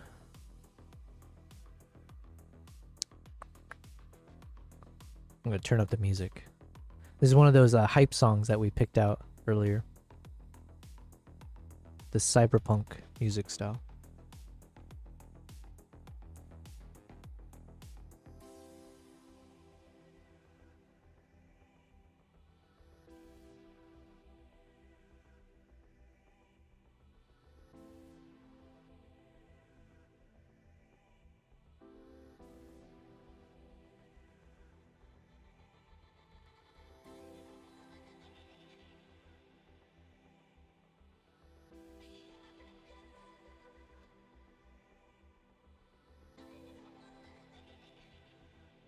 This could be a nice one, but then the piece of grass there or whatever. What do you call these things? I guess maybe it's like tall grass or wheat or something. I don't know. But anyways, the obstruction on the face.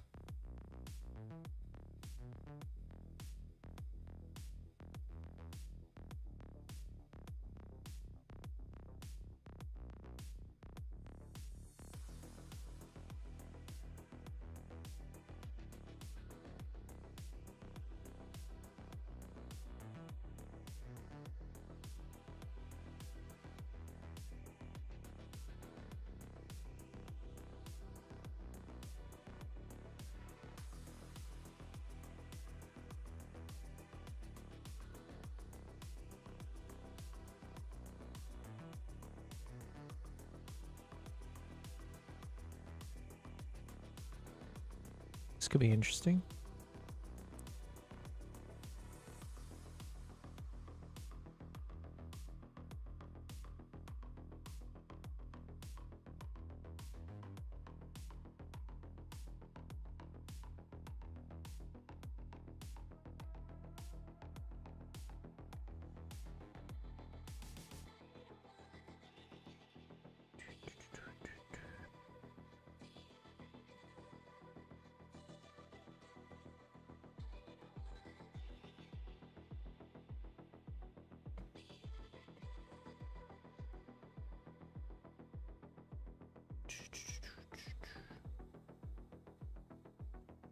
Okay.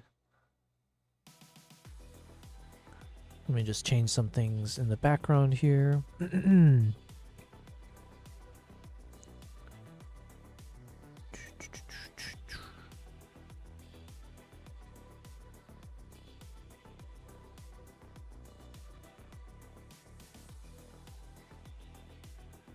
There we go.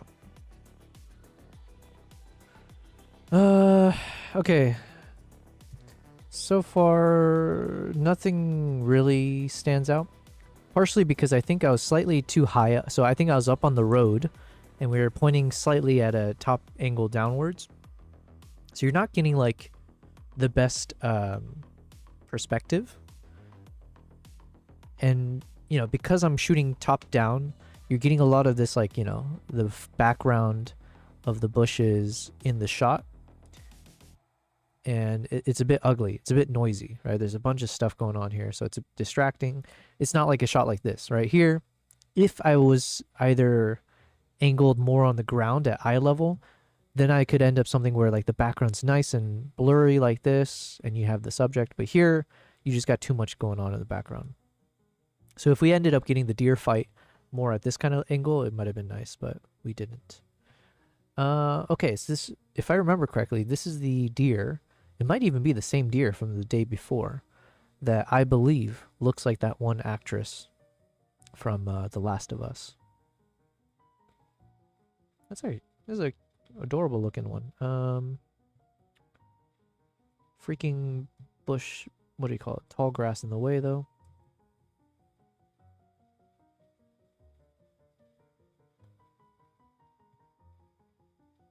Also, the ears are kind of not pointed in the same direction. Like this one looks nice, but I wish I'd point. Oh, we'll see. Maybe we'll have better examples. So this one we rated already.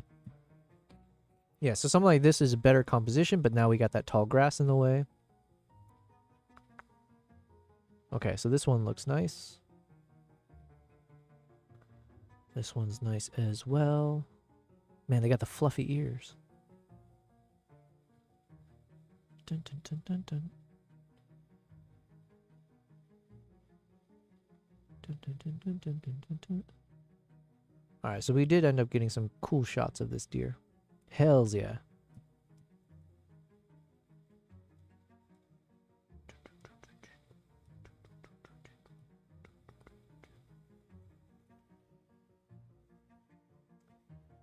Dun, dun, dun, dun, dun.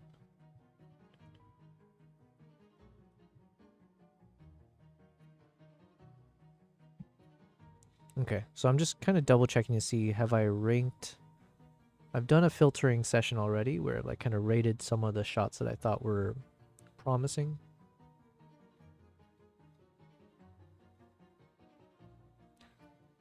Dun, dun, dun, dun, dun, dun, dun, dun.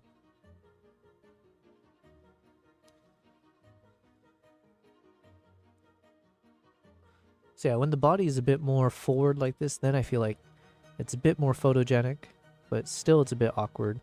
Now it's looking cooler. Like, okay, so this one looks decent. So I've rated this one already. So when you hide a lot of the lengthy body like this, then it looks like a nice shot. So I like these ones.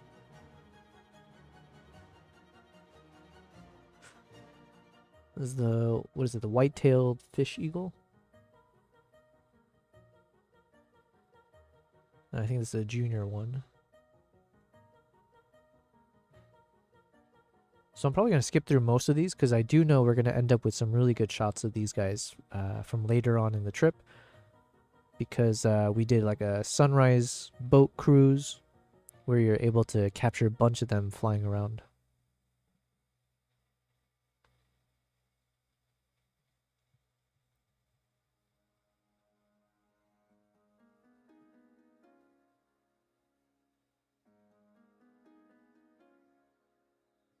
I like, especially with the eagles, I always like if I can get a shot of the eagle where you see that double eyelid or whatever kind of slot itself in.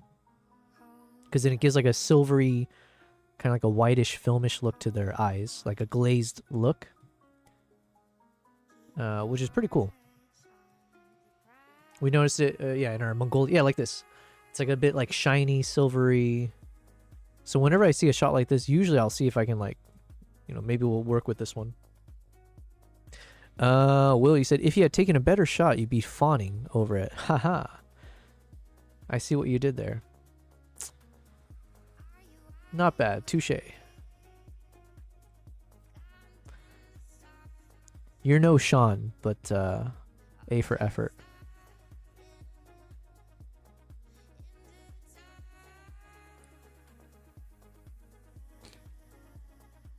Yeah, so like stuff like this, I thoroughly enjoy capturing photos for other people, like in this kind of, or like I guess video is where I want to focus on though.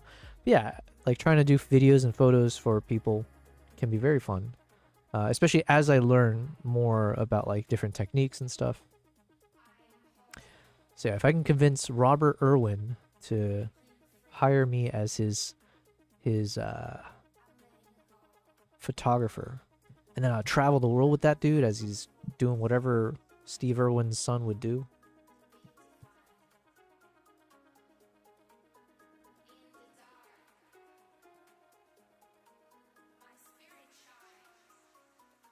So yeah, these photos, I know I shot mostly video for this because the snow was pretty heavy at this point, which actually made it look super dope in video format. For photo, it was like okay, right? Because at least you have some environment things going on. But it's also really tough to grab focus when it's snowing, or to maintain focus.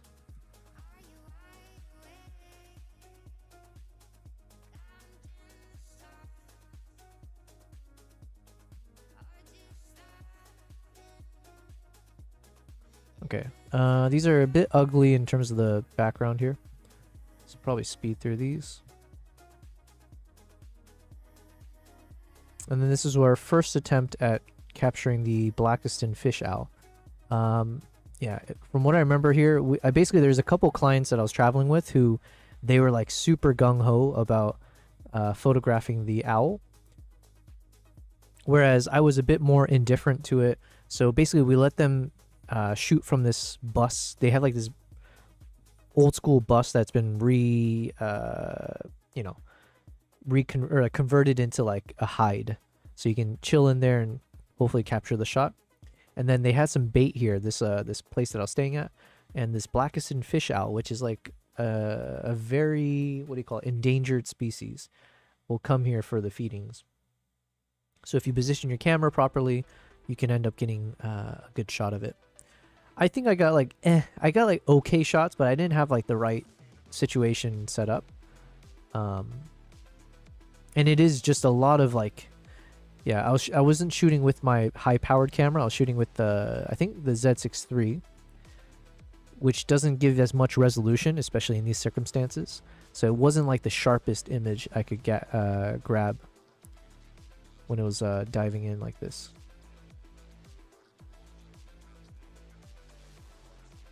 And it's like, because you're shooting at night. Why does it do that?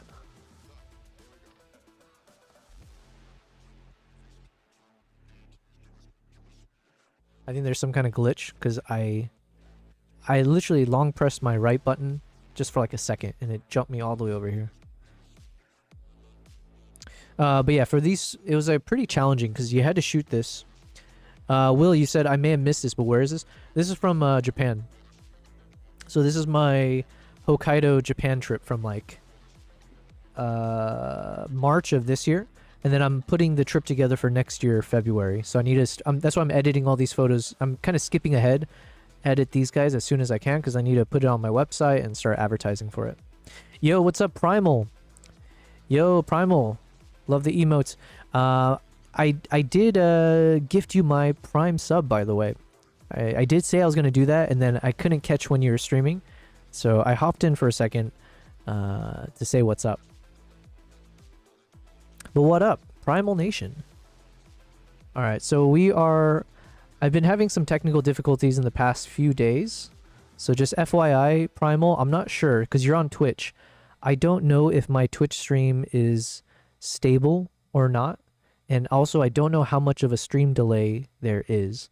So there's a lot of things going on right now, which I don't have a good answer for. But hopefully you're able to see me okay on Twitch. And then we're going to keep fine-tuning. Photo Elite mentioned he'll, very kind of him, but he said we can sync up later on once he's back. And he'll help me out troubleshooting. So in the meantime, I'm doing a couple things right now. One, I'm just editing some of my Japan photos as I've done in the past. I need to hurry up with this process. And then we're also going through all the footages from Uganda. And I'm just doing a bit of stabilization to all the shots, and we're going to turn this into like a 5-hour video. So like the cinema video. Primarily said, I'm good, just getting ready for BUT. Oh, wait, no, sorry. I read that wrong. Just getting ready, but I got my design done. Okay, I think you missed a word there. I don't know what you're getting ready for, but you got your design done. Hells yeah. You want to share it? Or let me know. If you want to share it on the stream, or if you want to DM it to me, I'm happy to check it out. But yeah, let me just make sure everything's working. Oh, thanks Daniel for joining the Discord as well. Daniel Buttigieg, what a name. I didn't know that was a common name. It's in your photo section? Okay, 1 second, Primal. Let me open this guy up. Copy image.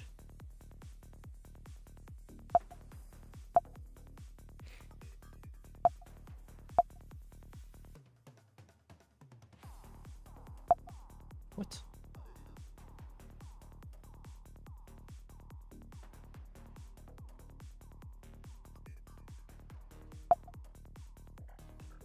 Why can't I? Let's try again.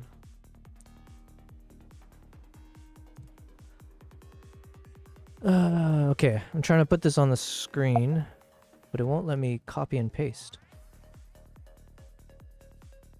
Copy image. I was saying the wrong thing.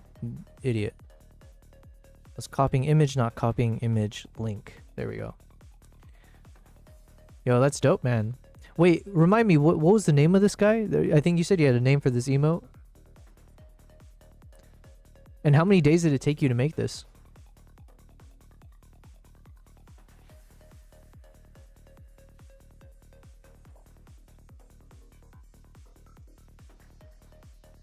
You know what? This is making me think of One Piece. That's what it is. I've been rewatching One Piece, or I've been catching myself up on One Piece. And there's, well, it's been a while, but there's that one dude that's like acid or something, where he's like made of some kind of liquid, slimy acid type shit. And like the way I see it on the wings, it almost feels like it's dripping. And if it drips on you, you're donezo. Doesn't really have a name for this one. Well, all good. It's very dope though. Congrats to you on that. Do you have another one in mind? Is there something else you're... What's next?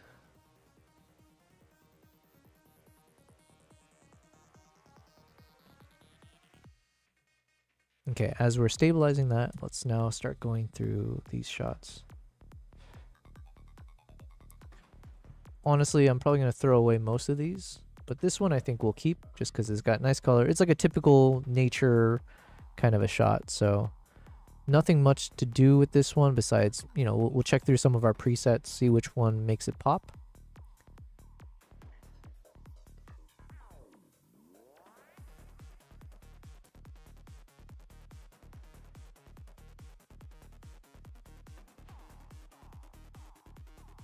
Oh, we gotta make a change here. Hold on a second.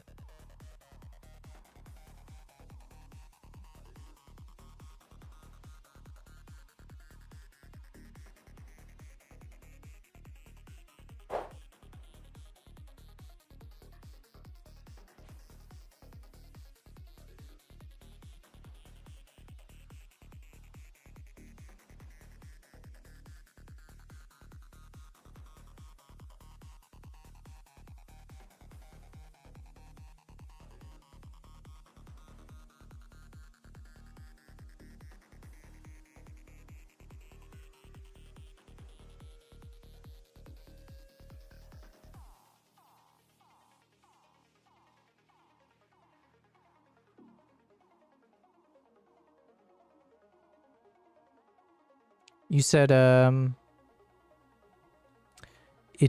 is it? Itazazel Music. Doesn't really have a name. I honestly want this one to vibe with the owner naming it. Gotcha. Oh, this is the one I think...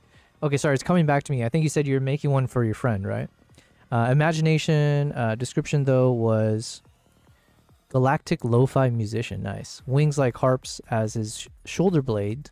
Note the armor transposes beats from the aura this musician generates.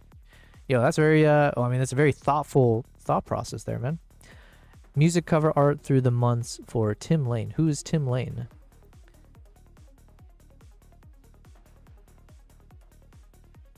Okay, I think we're going to stick to this Falcon Sunset one. And then we might just put a bit of light coming in from the top right.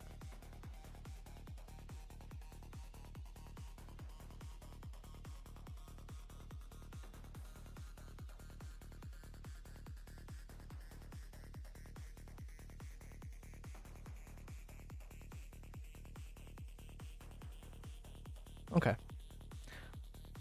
I mean, this is not like the greatest photo in the world or anything, but as far as like putting it on the website, it could be nice, you know? Possibly.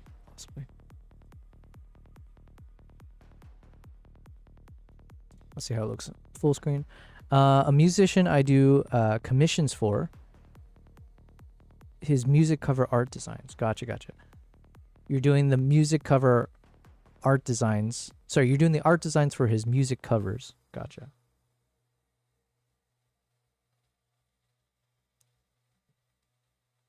Okay, so this footage, it takes a while for it to get into focus, but you know what? I actually don't mind it just because it's such a bizarre shot. And there's a lot of animation going on here, so.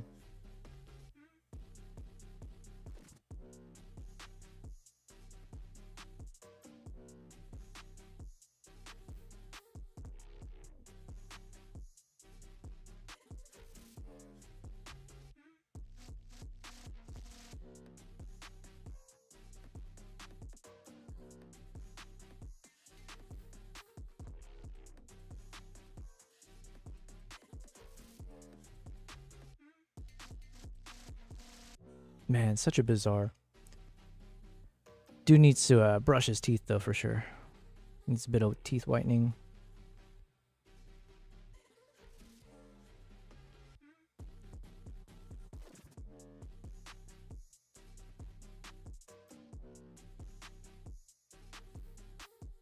Oh yeah, well, I'm looking at the teeth because it looks like, because some of the chimps you'll see, like, they got massive fangs, right? They got their, what do you call them? The canines or whatever.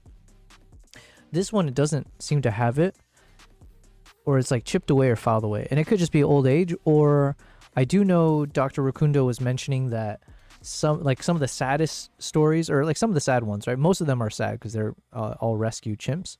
But some of them basically had their canines removed at a young age so that they wouldn't bite humans, or that it would be less dangerous, let's say. So they would literally extract the teeth from the chimps, which is like obviously very, very sad. He mentioned some of the ones that happened when they were super young and like juvenile, so that thankfully those teeth would grow back. But some of them, I guess, yeah, once it's gone, it's gone. So maybe this is one of those that lost his teeth for that.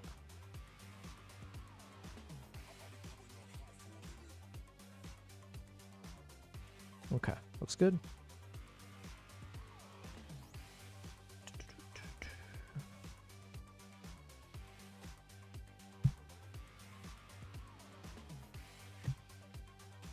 All right, let me ask the editor for an update. Update, please.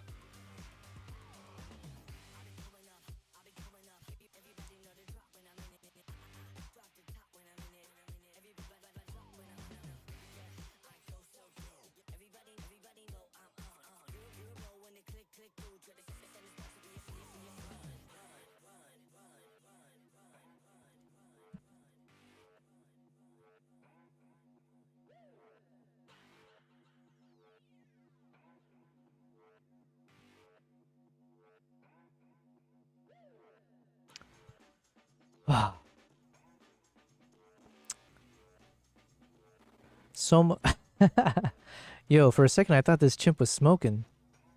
Oh, that's why. Okay. Because, like, I was just speeding through the clip, and so I saw something in his mouth, and then there's a fly that buzzes right past here, right? But it's just like a nice little bokeh blurry circle. And I thought it was smoke coming out of the mouth for a second. I was like, yo, are you actually smoking?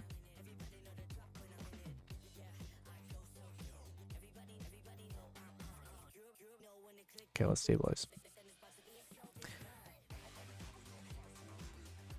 Primo, you said you sent 2 little nature photos I took with my phone as well in your photo section. Hells yeah, let's check it out. Oh, nice, man. You got one of the moon shots.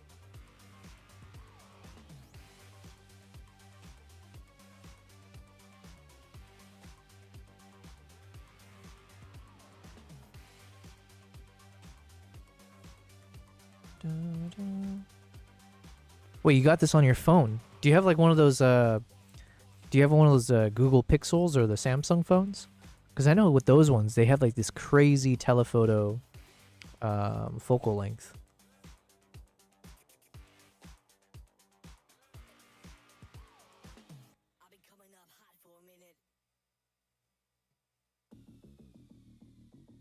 Damn. Man, that looks like a safety hazard.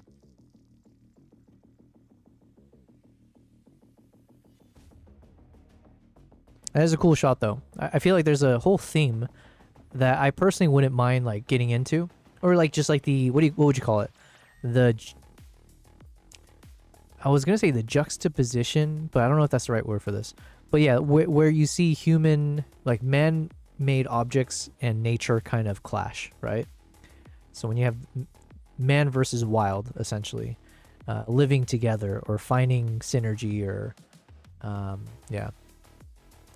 It's a hawk's nest. You have a Samsung Note 25 Ultra. Gotcha.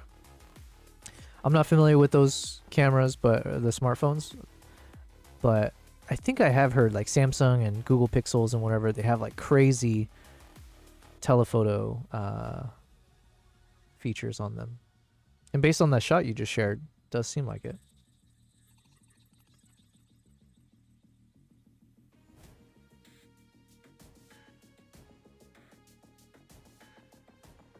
Nice, man.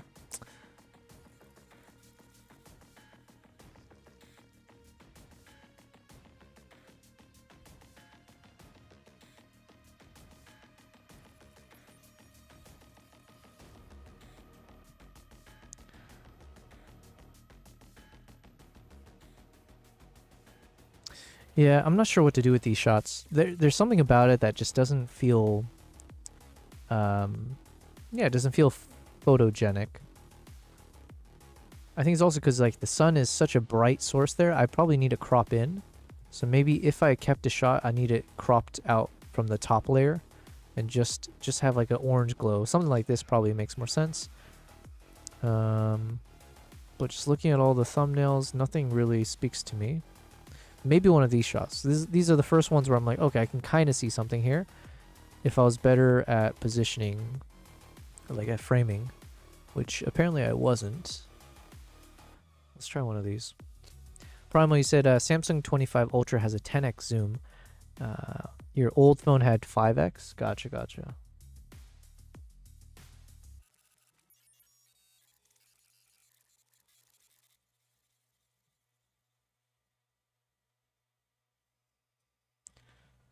Okay, maybe a shot like this. But if we make the foreground more dark, like maybe we just want it to be a silhouette. So something like this could work. Even more aggressive, but not bad. If you could, primarily say, if you can make the sun glow more over the clouds, that would really pop. Oh, over the clouds.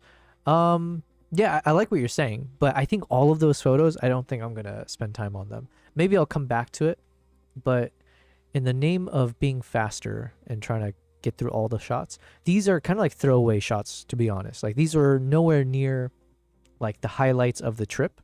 Like the deer, it's like, it's cool to see the deer, but if someone's joining me on this trip, it's not necessarily because of the deer. It's going to be like some of the other animals. So I think I'm just going to stick to one of these shots, and this mainly just because on my website I want to show obviously a mix of different animals, a mix of different environmental shots. So I think having like this kind of nice sunset will be good, but I think I prefer always like a bit more on the minimalist side of things. Like I don't want too much to go on. Like if we go with one of the other shots where the sun was peeking up on the top as well, or you have like a top layer, there's just so much for your eye to catch, right? There's like so many distractions. Whereas like one of these kind of cropped in somewhat. Where's the shot we were just working on? Here, I might even just darken this so you don't see the snow. So it'll just be almost like two tones. It'll be like a dark tone and then like a warm gradient.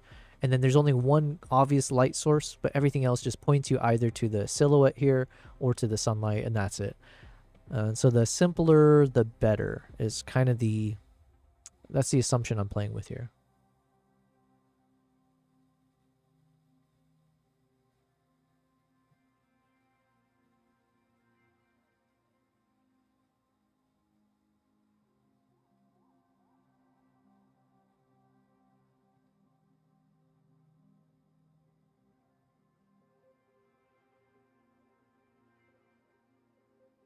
Okay, I kind of like this color, but it might be a bit too artsy. I'm not sure. Let me think.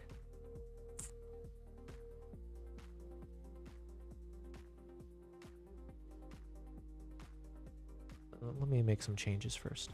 So let's rotate this a bit.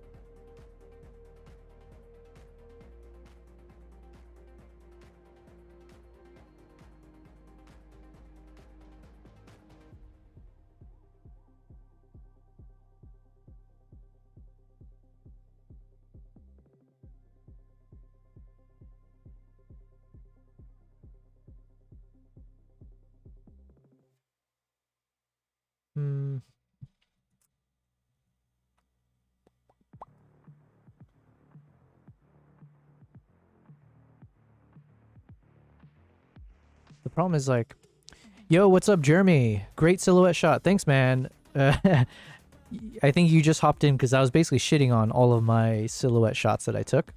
But I appreciate you saying that. But yeah, welcome back, Jeremy. We are doing the usual, right? So right now I'm mixing up a bit of photo editing for my trip to Japan from earlier this year because I need to promote my trip for next year, which is coming up soon. It's going to be February. So I'm not doing anybody favors, especially myself, by being slow with it. So I need to edit through them as quickly as possible and then start advertising it as quickly as possible. And then we're continuing with just going through all of our Chimp footages. And I'm doing the very tedious step of just going through each one and making sure that they are stabilized and trimming the fat, any of the sections that don't look nice. And then we're just kind of like, depending on how slow things are, when I feel like it, I'll just hop between tasks. But yeah. Jeremy, the other thing is, I don't think the issue has really reared its head on the YouTube side, but I have been dealing with some network connection issues in the past, especially yesterday. But yeah, so do let me know if for some reason something seems off, right? Otherwise, welcome. And yeah, okay, what am I doing? I'm spending too much time.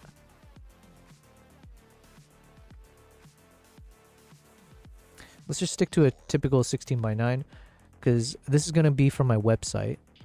So ideally, I'm not going to play around with too many different aspect ratios. So I should probably just stick to one and make it work.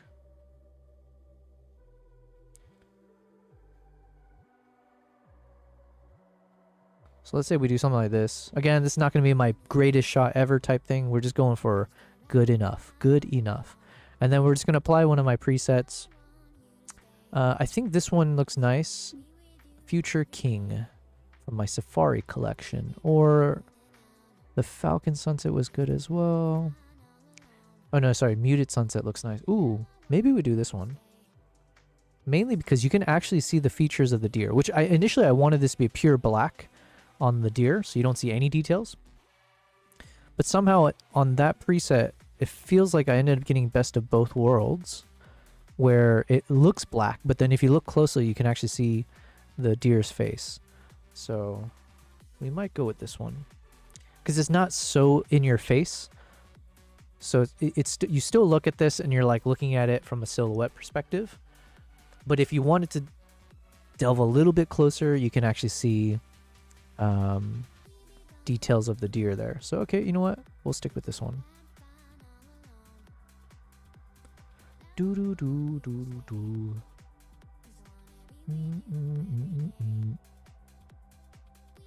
All right, we'll stick with this. Let's 5-star this one and give it a yellow label, which means we should be able to skip through most of the others because we already got the main shot.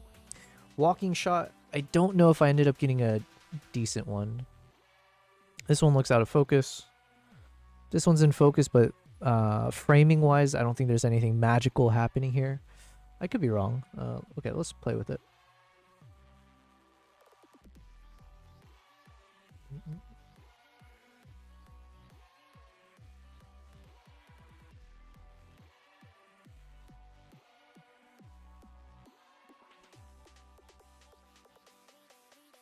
Actually, it's not bad. It's not bad. Maybe I'm being a little too harsh. I'm just not a fan of... I was saying this earlier, Jeremy, but I was saying, like, I think there's something about these deer. Horses as well, but less so. I think horses they just look very much more majestic or, like, elegant. But they still have one thing in common with the deer. It's like these animals that have large torsos that look kind of like a tabletop. And when you see these animals from the side view, I just feel like it turns into a very awkward shape that doesn't feel nice for compositions or for framing when they're kind of in the side profile view. Because then you got like this big torso and then a tiny head and these pointy antlers that it just ends up looking weird. It looks like some Frankenstein monster concept. I don't know. So usually I feel like with the deer, either I prefer when it's kind of head on, you know, so most of the body is hidden. It's more like a front view. And it's similar to horses in some ways. But yeah. But anyways, in this one, it looks not bad because it's in the midst of like walking. And I think that one kind of adds a bit more motion in a good way. But generally speaking, I don't like the side profile when it's like standing still and then looking at the camera. Oftentimes, I don't know, just personal preference. Jeremy said, international internet goes through impacts. The Red Sea international fiber cables were cut just a few weeks ago, causing all sorts of problems. True, that's a good point, yeah. But, yeah, I don't know. The thing is, Jeremy, like, my network connection was showing, like, it was good. Like, I was at roughly 1 gigabyte speed for download, 500 Mbps to 1000. Yeah, so it was, like, pretty high download upload speeds. But it was something to do with the servers that are part of Restream. So I use Restream to connect to YouTube, Twitch, and Kick. And for some reason, especially the connection with Twitch was super rough. And it was a bit rough this morning, or the start of my stream as well today. But I think it's somewhat corrected itself, or I am not seeing the problem actively, but it might pop back up. I'm not sure. Jeremy said, I photograph white-tailed deer often, and I agree. Side profiles, unless full horizontal, creates awkward views. I love the rear or head-on shots, especially backlit. Yeah. Yeah, okay, so I'm glad it's not just me, because there's something about it. I just can never really pinpoint it, but it just feels like an awkward animal to work with. So, but then when you get a nice shot, it looks nice. Like, deer, you know, especially with the antlers, can look very fairy tale like, you know. There's one shot, it wasn't my best one, but I think wildlife photographers, there's like one shot that you hope for when you have deer. It's like I was in India at Jim Corbett National Park, super misty in the morning, so you got mist everywhere, and then you're on this long straight road, and the trees on either side of the road kind of curve and create a nice little tree tunnel. And then you're waiting for a deer to just come out of the blue, to walk right into the middle of the road through the mist and have that deer look at you or just do whatever. It doesn't really matter at that point because you don't really see the details. You just know that there's a deer in the middle of the road, straight line, tree tunnel. It definitely happened, but I don't think I got the shot. So we got to put that in our bucket list. I probably should edit some of these shots as well, because yeah, I need to make sure to mix in a bunch of client shots with this. So let's take one of these ones. I think I generally edited these guys already, so we'll just kind of keep it as is and then bring it over.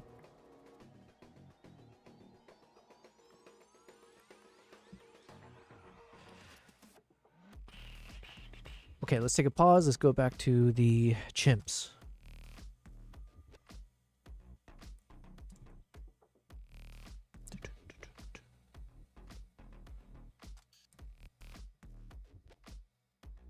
Still waiting for an update from my editor. Come on, man. So, oh yeah. So what I was saying earlier is while I'm working on this kind of 5-hour long video, which is going to be just slow motion shots of the chimps with some nice relaxing background music, all shot at 6K. We've been working on our product review video, which is essentially almost ready, right? So I'm waiting for the editor to send me back the final version. And then hopefully that means by maybe tomorrow evening or something, I'm not sure. If all goes well, I should be able to publish it, if not tomorrow, the day after. So I'm really excited for that because I just need, it'll be my first official product review type video that I've done. So it'll be a nice kind of milestone for me. And then off the back of that, I have to keep moving on, right? So we have to make a lot more videos. I want to make a video on dehancer, right? So I've been enjoying dehancer quite a bit. So I need to make that video kind of like a review of my times spent editing with dehancer, how I've used it, the things I like, things I don't like. And then I need to make a video on my first 30 days of streaming, followed by, just to be more efficient, I should probably make then a follow video, which is my second month of streaming, because technically we have crossed the threshold into month number 3. And the first 2 months for sure are the months where I feel like there was the most amount of learnings, right? Mistakes and lessons learned and all that. So yeah, we want to quickly get through all those kind of videos, and I have a whole other list of things I need to start doing. Those kind of videos most likely I will not do on stream because not to say it's more boring, but kind of it is, right? If I had to be a viewer and I had to watch either more of the travel vlog kind of concept videos like our Mongolia episode 2 versus watching me edit videos of myself when I'm talking about, like, you know, here's the top 5 features I liked about dehancer. I think those things I should try to take off stream, or take care of it off stream, and then we'll get back into the travel vlogs. So I am very, very excited to get back to freaking Mongolia. Man, it's been so long. Actually, it's been so long that I wonder if I opened up the chimpanzee video. I don't even know where to go. Let's see. Okay, I'm gonna open this up. I wonder if I have all of my hard drives connected to even edit this.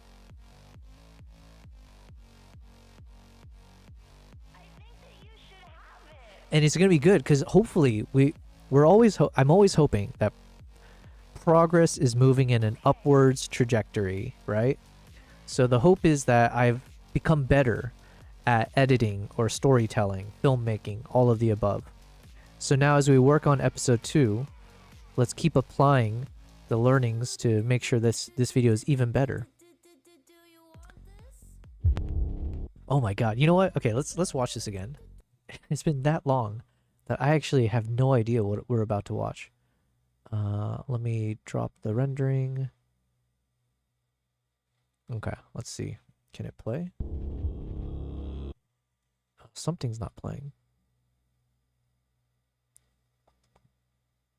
Oh yeah, hold on. I don't remember exactly what I was doing. And the text won't be there, but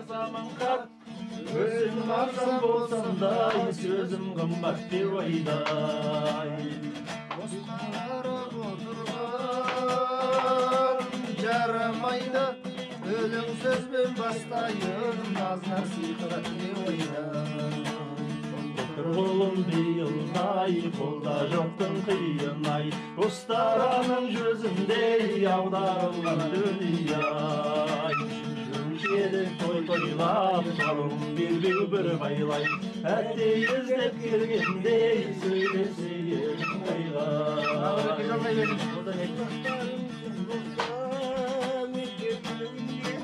Beygatınday gelip sen Tağalanın bir oynay Oltır kolum bir yılday Kolda joktun kıyınay Ustaranın gözünde Yavdarılan dünyay Görüşelim toy toylap Sorgun bir baylap Niye sama kızlar izdaydı Her yüzlep girgende Okay, yeah, so there's a few things I'm refreshing myself on. I can see where I stopped working. So we have a bunch of B-roll that we still need to add. I think now with a fresh pair of eyes, I'm looking at some of this, and I think we'll need to color grade a bit better in our next round once we get back to this video for the opening and stuff like that. I mean, still using dehancer. I like the dehancer effect, but I think we need to do a bit more. Jeremy, you said... dude, this is such an epic sequence for an opening. I love this video. Such a cool experience. Literally a once in a lifetime. Well, thank you, man. Yeah, thank you very much. It was a very, very epic trip for sure. This is my first time in Mongolia. I did go back one more time, and I do want to keep going back. Hopefully take groups with me in the future. But Mongolia is an incredible place. I called the area that I went to the Wild Wild East. Because in many ways, in many respects, it does feel like what people fantasize about the Wild Wild West, right? Like in movies, the Westerners and stuff. But where it's like you have these vast lands, and obviously in the wintertime, it just becomes this crazy barren landscape almost. And then in the summer, everything is green and lush and everything. But anyways, the people are very nomadic. They're on horseback. They're eagle hunters. So they're like the Eastern cowboys, if you will. Right, and obviously everyone is familiar with like the Mongolian warriors from back in the day. So there's like this feeling of like, I don't know, there's a lot of like cool aspects to it. Very, very epic stuff for sure. So it was really cool to spend time with them, see their way of life, especially as, this interesting blend of how they synergize with nature to the point of actually, bonding. To be fair, capturing, but then like bonding with wild eagles, and then everything about it. So very, very cool. But thank you very much. I'm glad you like it. As a quick reminder, because I don't know, maybe I don't recall, Jeremy, when you had joined, but in the first month of my live streaming journey, we worked on episode 1 of this video that you're watching. So episode 1, actually, can I just play it from here? I'm curious. Usually, yeah, some things are missing. You know what? We're going down. It's funny to say memory lane because that was like a month ago. But let me see. Can I jump to that video? Dun, dun, dun, dun, dun, dun, dun, dun. YouTube projects, Mongolia, final. So this was video number 1. You can check it out on my YouTube channel as well. I'm not going to play the whole thing, but feel free to see. It's one of my more recent videos. But yeah, hopefully you enjoy it. Same opening, but this one obviously forget. When you witness something primal, ancient, unstoppable. Through blinding snow, I watched them emerge. Eagle hunters with the spirit of warrior. Anyways, it's a little cheesy for me to listen to my voice like that. But yeah, then we did the whole thing where, it's like a travel vlog style. So this is actually what kicked off a little bit. It's been something that I want to work on, but after I made this video, I decided I want to challenge myself for the second video to try to make it less of a diary and just try to see, can I make something that feels very much more like a film.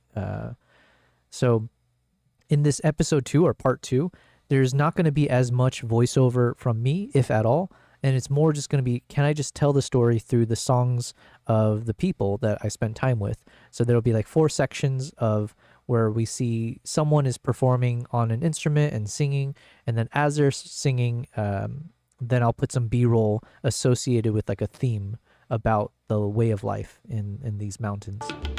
But yeah, this is really fun for me to make. Tomorrow. And we had some really cool, moments. Let's see.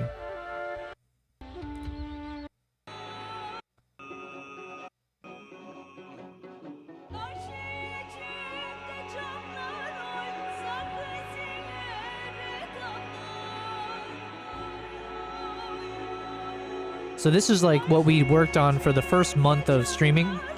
And I think we launched, I say launched, but this video came out, I think like on day 25 or day 26 or something like that. Actually, I forget.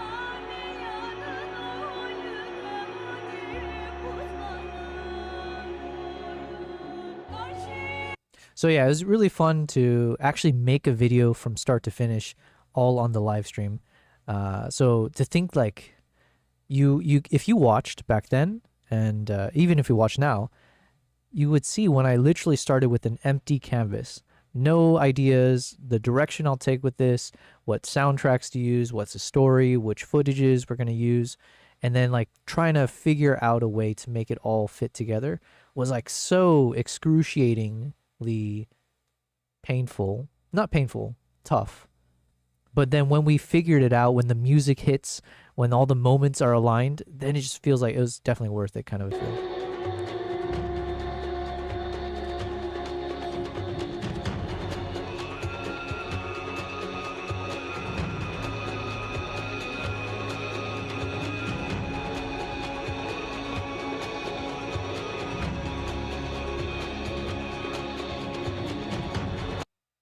Yeah, a lot of badass moments. And we do, I keep saying we, but yeah, I do like spending time trying to figure out what's the right soundtrack to go with the moments, and like try to synchronize it as good as possible, right? And then what was the most epic moment? I mean, obviously this was the moment because then we're showing this.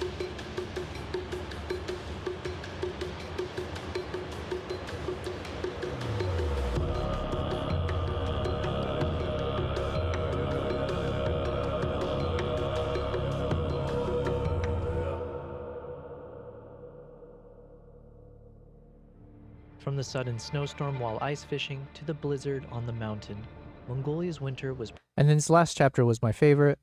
Yeah. Anyways. Okay, we've gone through our mini memory lane. Good stuff. Let's jump back to normal work here. But thank you again, Jeremy. It was, yeah. So anyways, that project, we do want to get back to it. So once we... Man, we have so much to do. Because let's say once we get to that one, that's episode part 2. That'll be part 2 of a 2-parter of Mongolia. And then once we're done with that, we still have a year and a half of traveling videos that I need to work on. So exciting times, hopefully, for you guys watching this. But for me as well. But it just means I have to work faster. I have to be more efficient. Which is almost an impossibility if you've been watching any of my streams. You'll know brevity is not one of my strongest fortes.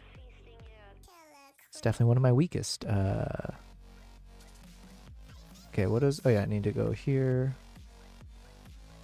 Stabilize. Let's hop back to Lightroom. Okay, I just need a handful of client shots to go with the...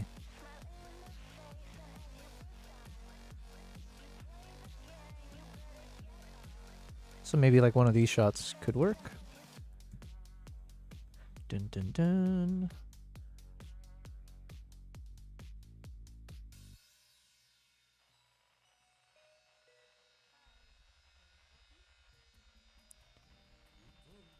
Oh my god, what is up with this weird glitch in Lightroom?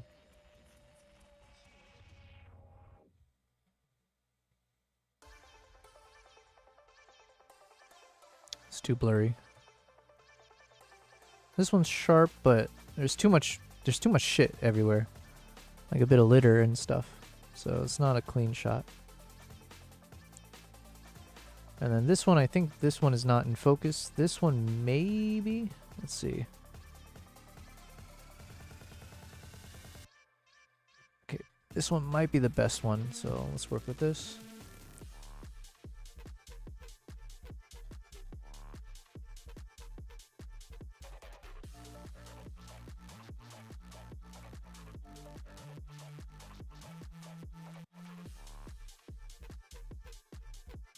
I think, here's my thought process. I think I want to put the deer's head more on the left third of the shot as opposed to the center. Center actually still could look nice for what it's worth. But then I don't know, I'm trying to think, like, is it better to put it on the right or the left? My rationale, but I feel like it can go either way, was that, okay, the wind is pushing all of the grass from left to right. So you're getting this like motion of the grass direction off to the right. So then do I want to give space to the right to kind of go in balance with that? So it's not clashing. It's like we've got breathing space in the same direction that the grass is leaning towards.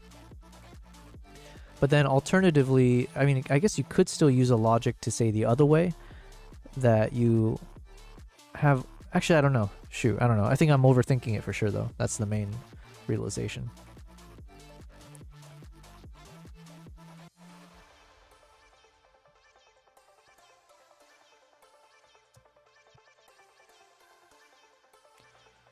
But like I said, I'm just not a fan of these shots. Or they're not like groundbreaking shots or, you know, whatever.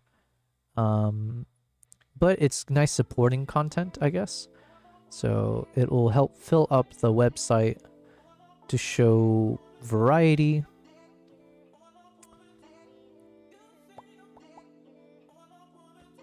So now basically I'm just hoping one of my presets can just land. One of these will look nice. Okay. Where was I? Sorry, I thought I saw my network connection went down again or something. Man, I think I'm getting some PTSD now on my network connection here.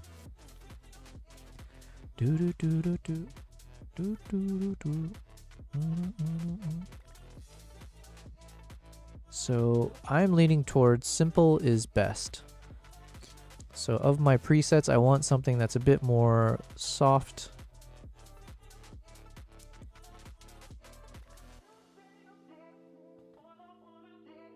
Mimicking sunlight. Do do do do do. Do do do do do.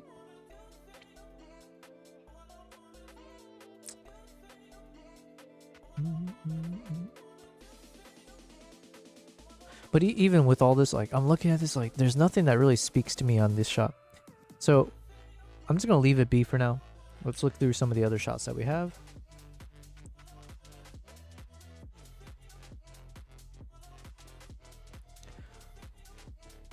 This one only could work if I do like a close-up of the action here, but I think there was another day where we had like deer fighting that I was able to capture. But yeah, I think it was like a mix of like these. Okay, listen, if we're being real, both these deer, they don't look impressive. Okay, those antlers are like junior, that's like child's play. So even seeing them in action, and you don't feel the gravity of what's at stake, because them antlers can't do shit, you know. What kind of damage can you do with that? So yeah, they just look too juvenile to make it really feel like they're fighting for something, you know. Okay, but these shots we do like. Now I think that I had some better ones or cleaner ones. So this one's clean.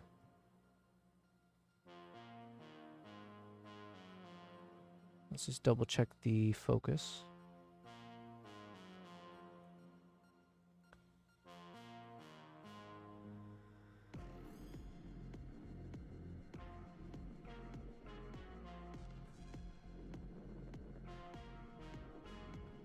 Okay, I think this one's slightly sharper, so we'll go with this one. This feels more like a portrait shot, but I'm trying to avoid portraits. I'm trying to make everything 16:9 if possible. Just for a bit of simplicity, or yeah, just consistency on the website. So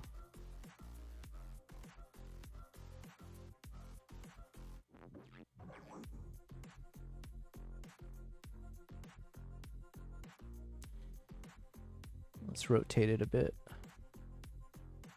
Okay, what is the actress's name again? The one we keep saying this deer looks like. I keep wanting to call her Ellie. Is that the name? Is that the character's name in The Last of Us? I don't know. All right, here we go. Oh, I think our presets are gonna look nice on this one.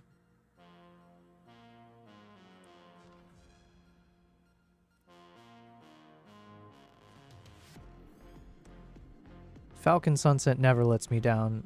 We might go with that one again. Let's see. I like the colors on Golden Monkeys. Dun, dun, dun, dun. Okay, this one looks soft.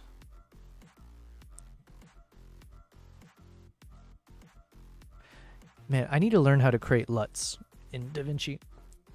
We need to create our own LUTs so that we can sell it on our website. That's a smart thing to do.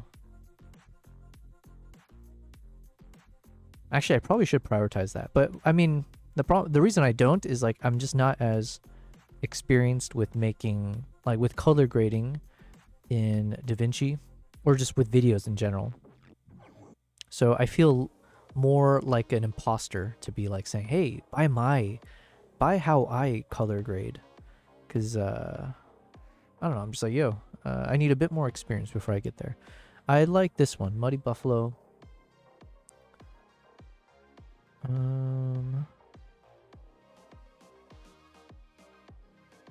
This one's nice. This one has a cooler touch to the sky, which is not bad.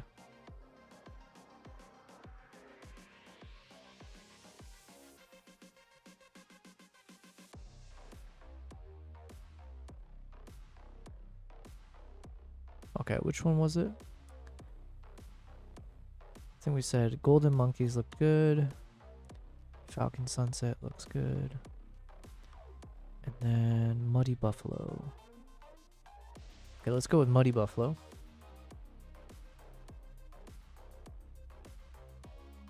Let's play with this a bit more.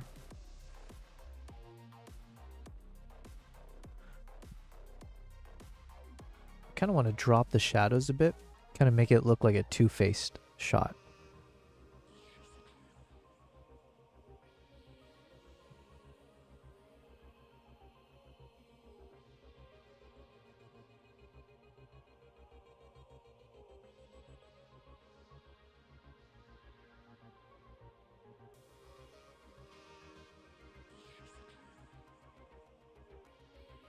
Okay.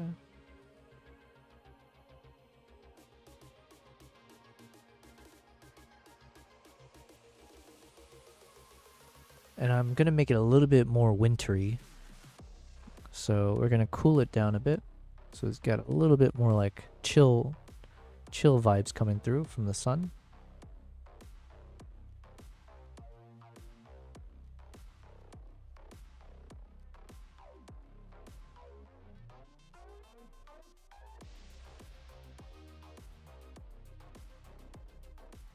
Okay.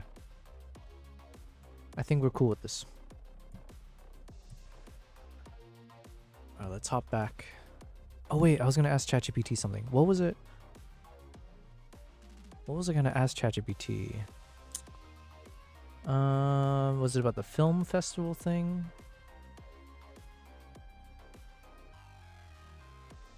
What was the last thing? Amber, could you repeat the last thing we were talking about in terms of your response? Absolutely. Basically, we were just talking about the tweaks you were making on your WebPlay site. You were working on those swiper.js vertical snap scroll layouts on your presets page, and we mentioned that there was an issue with No, I think you're mixing things up. I'm talking about from today, right? We were specifically talking something about like the film festivals or different things I can do with my video. Does that not ring a bell? I see the confusion. My apologies for that mix-up. Right now, I actually don't have any details about a conversation we had today about film festivals or video ideas. If that's what you're thinking of, just let me know and we can chat about it right now. So we were definitely having a conversation like, I don't know, less than 30 minutes ago maybe, or within the hour. Because I was asking you about my documentary short film that I made, and I was saying like, what are different channels that I can pursue if I want to submit the video for like film festivals or find different communities so that I could hopefully network and get my video out there and do more filmmaking related projects. Got it. Thanks for clarifying that.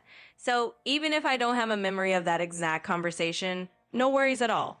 We can definitely dive into that topic right now.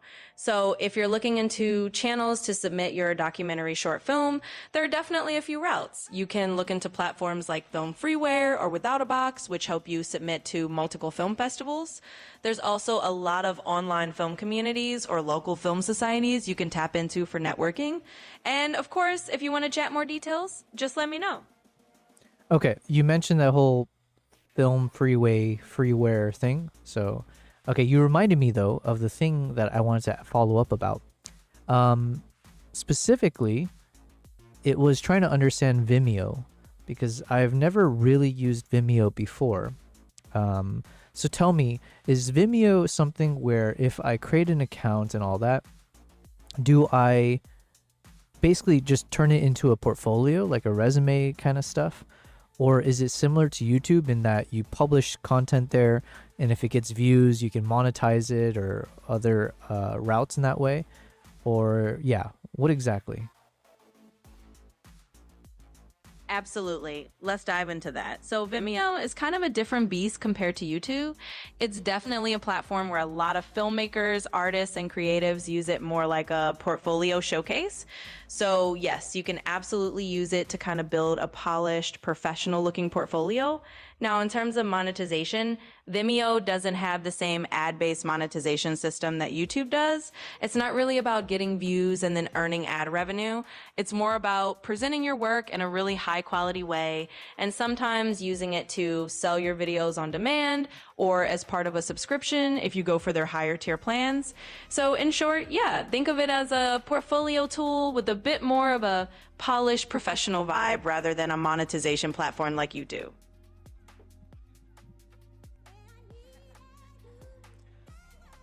Basically, I'm just trying to figure out, because it sounds like a lot of work then to basically recreate some of my, or republish some of my videos onto that platform in terms of like, or can I just copy and paste my titles, descriptions, keywords and stuff from YouTube into the Vimeo?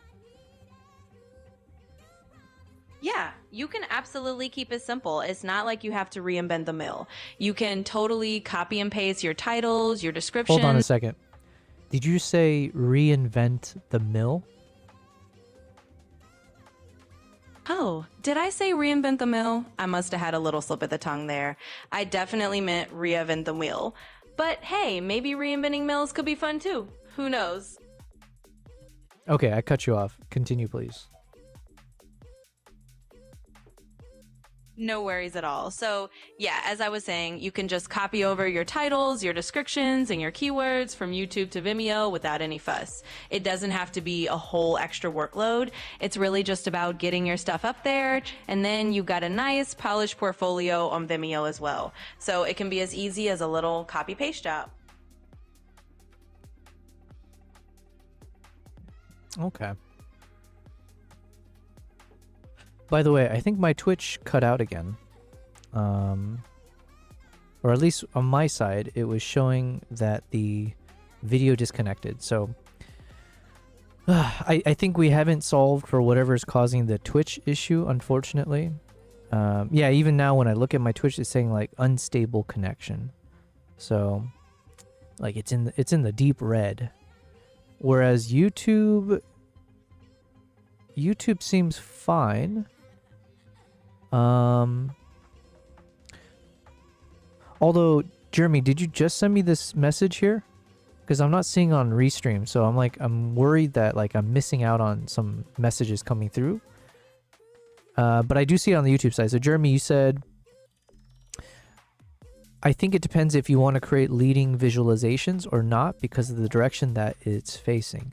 So I apologize because I don't exactly know when that was sent. It wasn't showing up on my chat, in my universal chat or whatever. And I'm going to attribute it to whatever network issues that I'm still struggling through, unfortunately.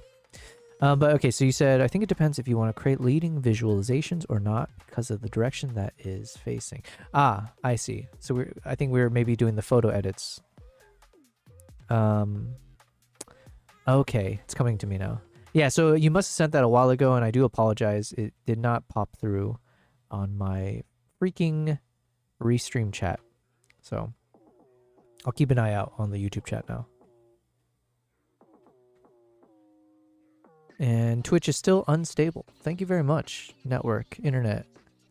You pray to the network gods, and they just don't deliver sometimes, you know? Okay, here, maybe we'll crop out when that stick pokes through just because it's so distracting.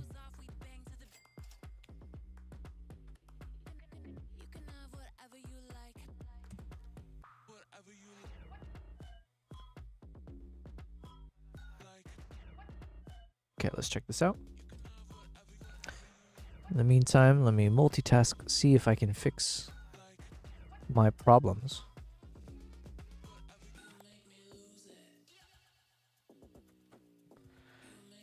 Twitch bitrate is at 4400 kbps. And it's poor network connection detected. On YouTube, what is it showing me? Excellent connection. Okay, so whatever is causing the issue, it's a Twitch thing. It's a Twitch restream thing. Stream health. Stream health is excellent on YouTube. And on Kick, I have to be honest, I don't really check Kick as much. But I think it's fine on Kick. Kick doesn't really tell you though. I don't see any like, yeah, I don't see anything to tell me the quality of the stream connection.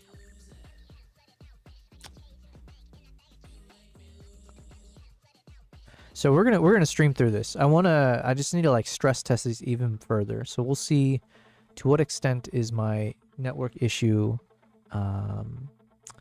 what's the word I'm looking for? Pervasive? I kind of want to see, yeah, we need to isolate where the issue is. And right now it's leaning towards somehow it is affecting Twitch more than it is anything else. And I don't know how to solve for that though. Hey, Chimp.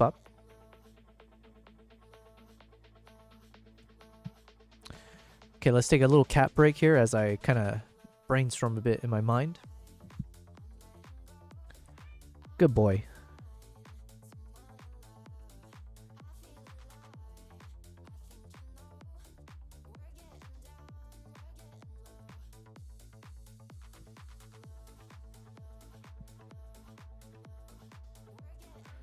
All right, belly rub time. Good boy.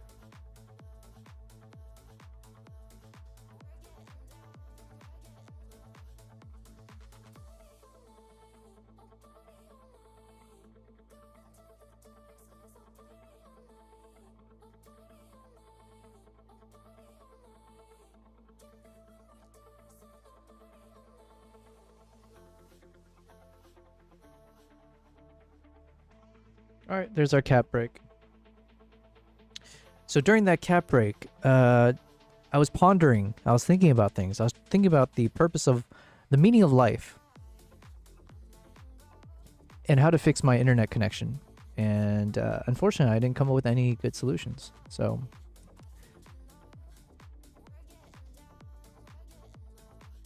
this is one of my favorite shots, though, when we had this baby chimp kind of like do this weird leaning over, checking out the camera, seeing what's going on.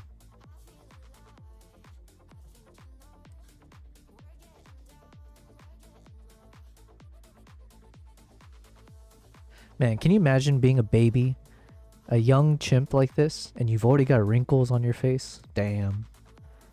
Rip. Life is tough, you know?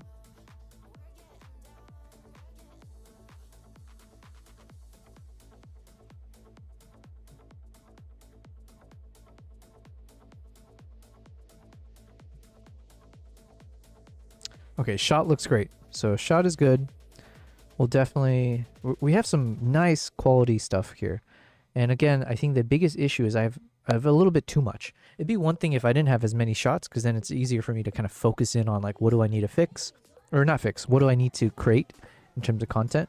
Here it's kind of like how I think about India. There's so much that it's overwhelming. You don't know where to start, what to work on, where to visit in the case of India. Because like, damn, India is like, there's like, you lose count how many national parks there are. And the number of airports you have to consider flying into. So that's how I feel right now. It's like, I don't know where to start. This is why we're going to make a video that's all of it, all combined. So I can shut off my brain a little bit and just focus on making sure all the footages are clean and stable. And we'll post it as a single video. Then we'll do the tougher stuff when it comes to like, okay, well, how do we make that 5-10 second poppy, you know, viral videos?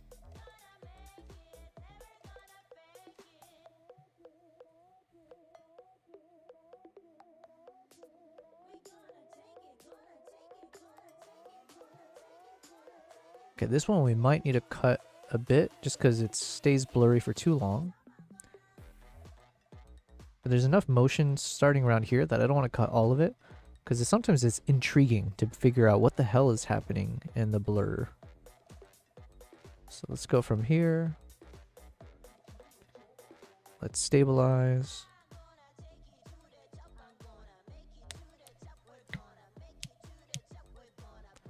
Hands up. Bring our hands up.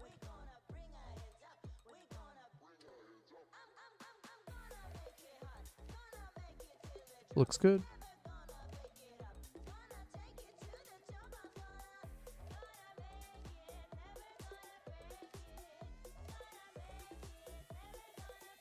Now, I don't know if I'm going to use dehancer on this video. This one I might end up just doing more like natural color grading, because this one is meant more like that, mimicking a Nat Geo style video. So it's like you happen to turn on the TV and you've got this like, oh, they're showing 5 hours of, well, that's too long for like a Nat Geo, but it's like, oh, they're showing like a really long, you know, wildlife in 4K, 6K, whatever. And then if you saw the footage and it all looked like it's vintage film style or artistically shot, I think something about that takes you away from the actual nature feel that I think someone is looking for. So we'll probably just do like very, very basic color corrections and grading, mainly just to make sure the white balance is correct and there's nothing, yeah, and just playing with the exposure levels.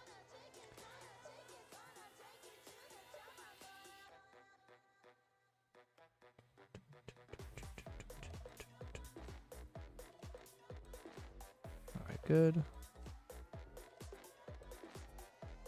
Same thing here. I think having the blurry shot actually makes it very interesting. So the question is, how much blur do we stick with? So all of this looks nice, even though it's blurry. And then we're waiting for the moment it gets sharp. Okay, so I think we'll keep it all. And let's stabilize. Okay, let me check my Twitch connection now. Okay, Twitch is now showing excellent connection. But, man, let me go to my Twitch channel.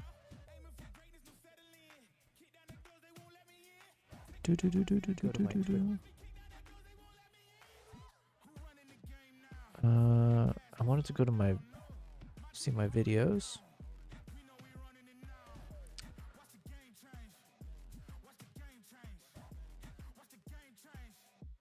Wait, did it cut out? Let me see.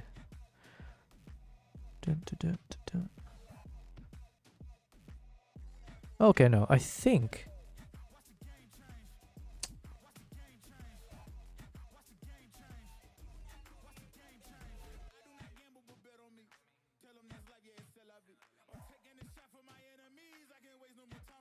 Okay, I can't tell. I'm just looking at my Twitch to see if it disconnected.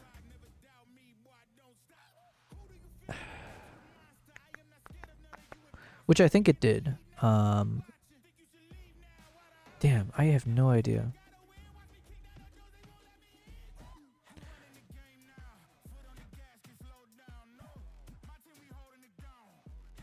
Alright. I need ChatGPT to help me with this. Actually, let's ask. Okay, Amber, I need you to put your technical gloves on and help me out with a bit of IT related stuff with my live stream connections. Are you ready? Absolutely, let's do it. I've got my virtual tech gloves on and I'm ready to dive into your live stream connection questions. Just let me know what you need help with and we'll tackle it together. Okay, so I've been having some issues, especially yesterday and then a little bit today, it seems like, where my stream connection seems to be very, very choppy and unstable. Now, as a quick reminder, I stream through restream.io and I multi-stream to YouTube, Twitch, and Kick.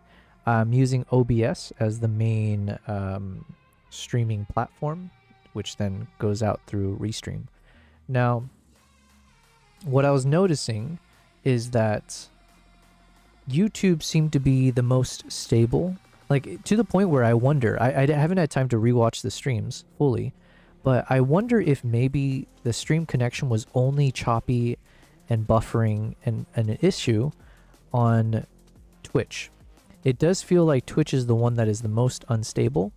Even today, I'll see that it drops like connection to showing unstable.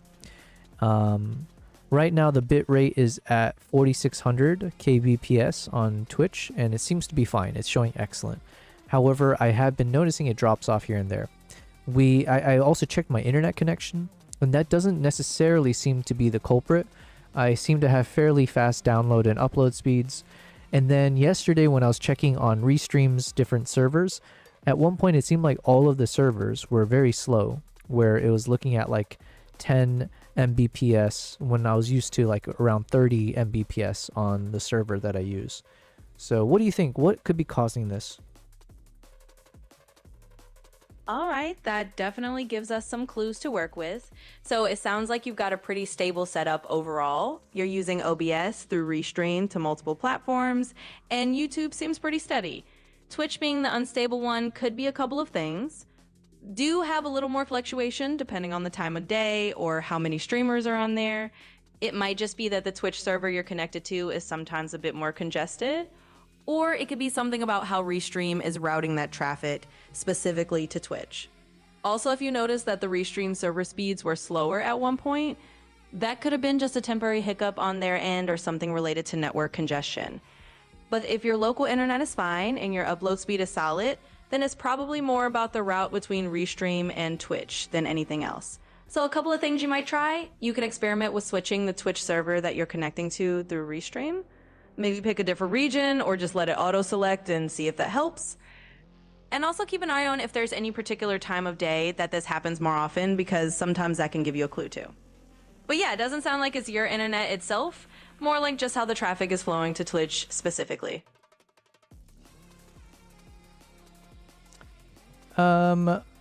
Okay, I'm not sure how to respond. I feel like, okay, well, you said something about switching the Twitch server.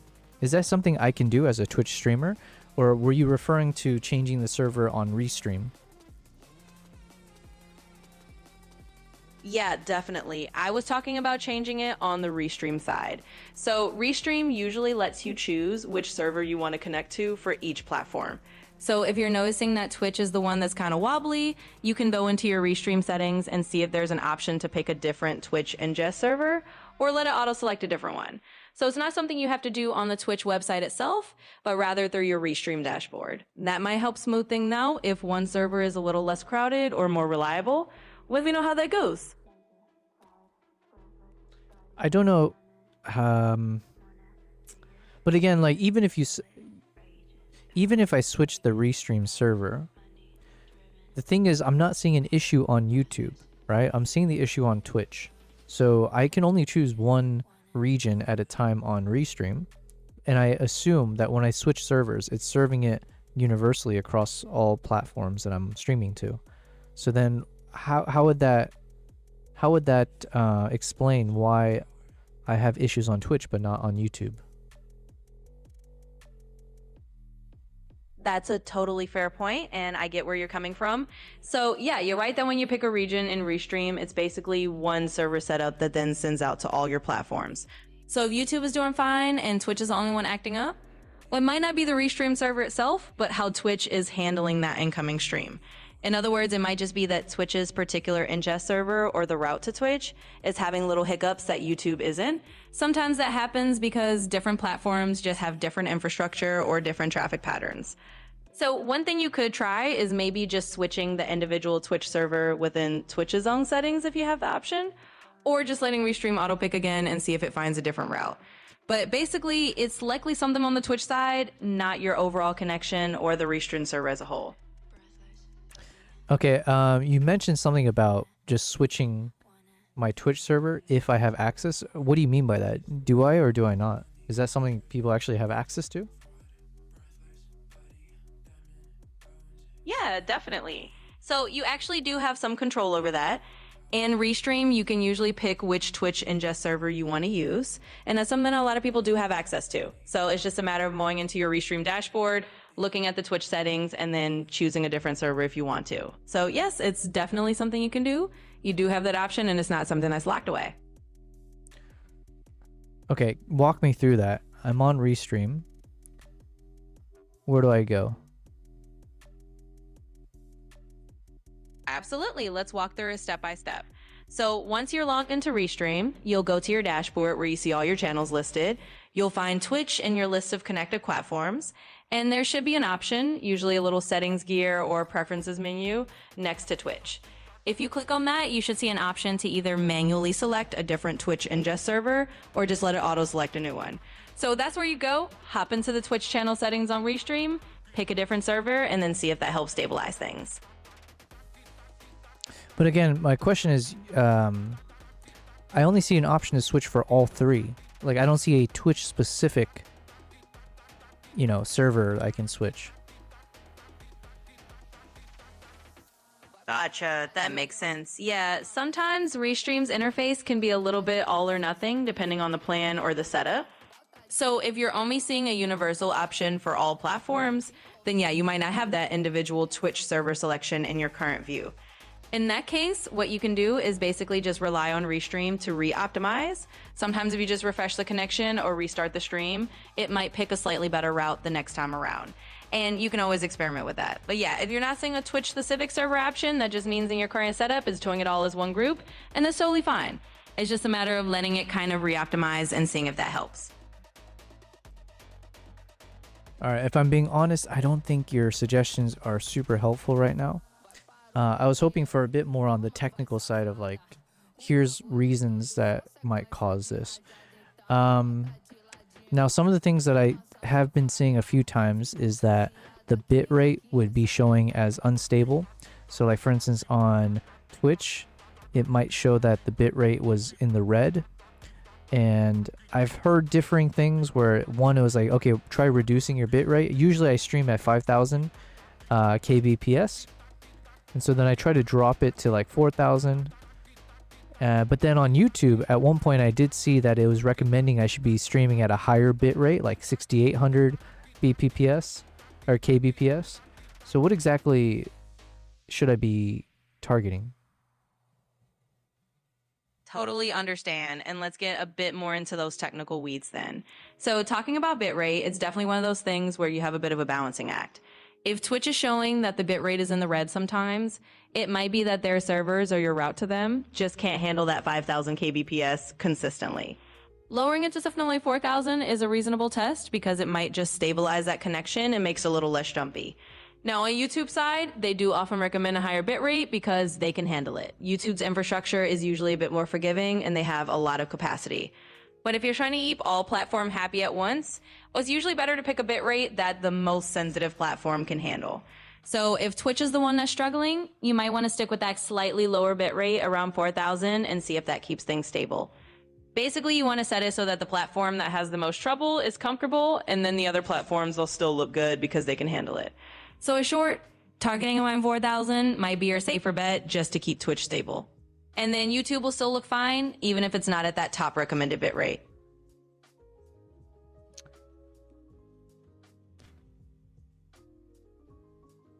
What about the key time interval? I have it set to 2 seconds, and I do see it occasionally, I think on Restream, there'll be a little warning that it's at 1.88 seconds, not 2. But I don't know how to adjust that. I already have it set to 2.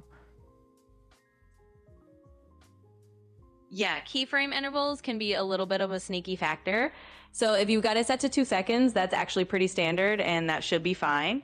If Restream's giving a little warning that it's like 1.88 or something like that, it's a tiny fluctuation and it's usually not a big deal. The encoder sometimes just naturally varies a little bit. It's not usually something you can fine tune down to the decimal, and a tiny difference like that won't cause major issues. So I'd say if you've got it set to 2 seconds, you're already on the right track. You can leave it as is. That small variation isn't going to make or break anything. It's just one of those little technical quirks. Keep it at 2 seconds and you should be good to go. Any other recommendations? Can you think outside the box? What else can I do right now to try to make sure my connection is always stable? Yeah, absolutely. Let's think a bit outside the box. One thing you might want to try is running a dedicated network test right before you stream, just to see if there's any variation in your route to Twitch specifically. Sometimes using a tool like a traceroute or just checking a different route to the Twitch server can give you a little more insight. Another thing to consider is maybe using a wired Ethernet connection if you're on Wi-Fi, or just making sure that your wire connection is as stable as possible. You could also consider streaming at a slightly off-peak time if you have that flexibility, because sometimes just avoiding the busiest hours can make a big difference in how stable everything is. And finally, you might want to keep an eye on things like CPU usage or other background tasks on your streaming machine, because sometimes even if the network's fine, something else on your computer can cause a little hiccup. So those are just a few other outside the box things to try, and hopefully one of those helps smooth it out for you. Okay, well, thank you very much for your time. You're very welcome. I'm glad we could dive into it a bit. If you need any more help, just let me know, and good luck with your streams.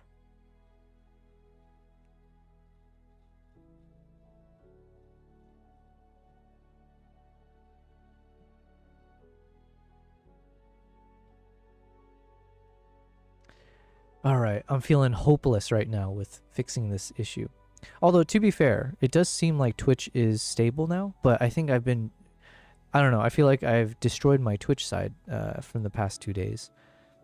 And there wasn't anything I did proactively that I think could cause it to be functional. So unfortunately, we're kind of still in the gray zone of like not knowing what's causing the issue and just kind of praying to the gods that it'll fix itself, right? So dun, dun, dun, dun.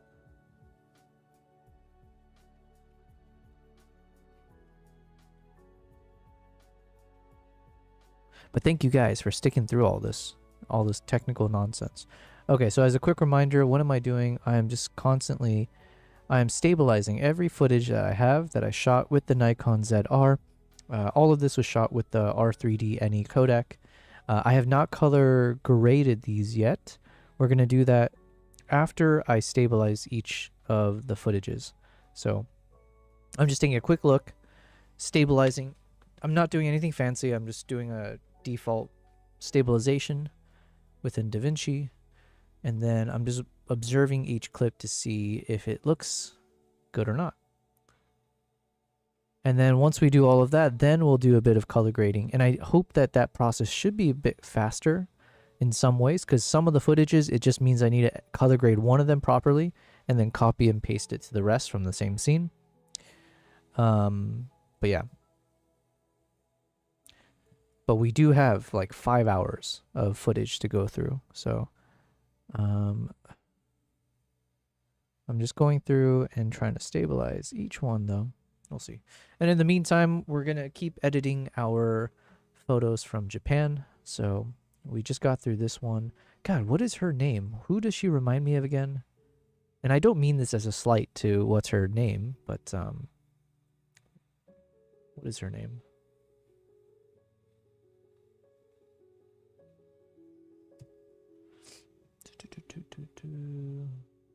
I keep wanting to say Ellie, but is that just the name of the...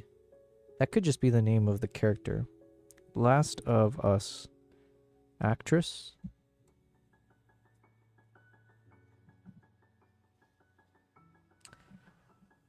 Last of Us actresses. None of these. Wait, why would it not be the first one? Oh, there it is. Bella Ramsey. Wait, why is that not the top? Huh.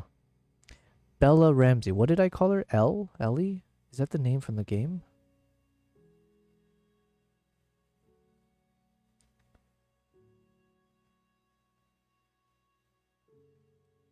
Okay, Ellie Williams. Okay, gotcha. Okay, so I wasn't just making it out of thin air. Not necessarily. Let me open up lens distortions, art list, and epidemic sound.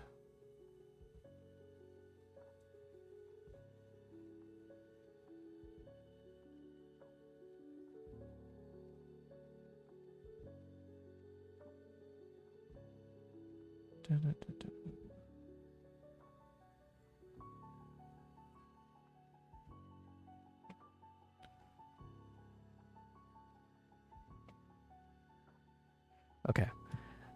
Yeah, so unless it's like a award-winning kind of shot, for the most part, I'm just going to speed through some of these edits.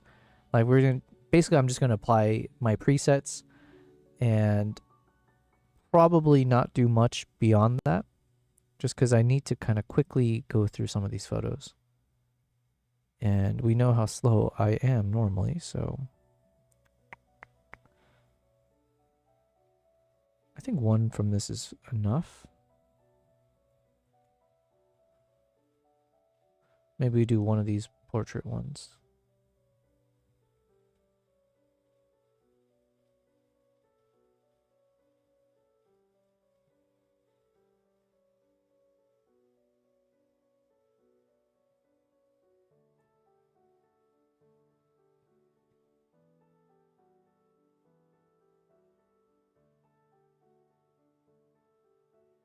Nah, let's skip it. Skipping through these. Okay,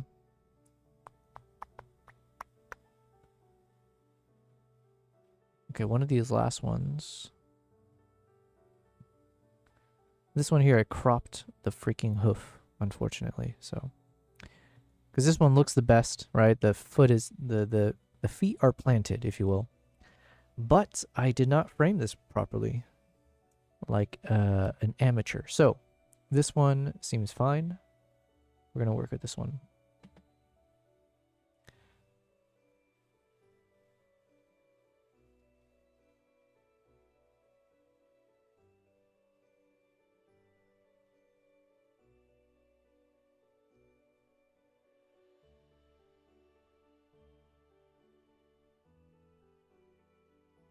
Okay, the colors look good on this one.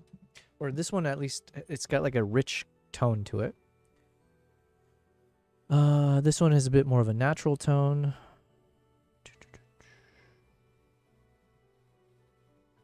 Oh yeah, I think we want to stick with like winter vibes though. So probably I'll stay away from like the warm colors. And we'll go with the chill vibes. This one's too chill.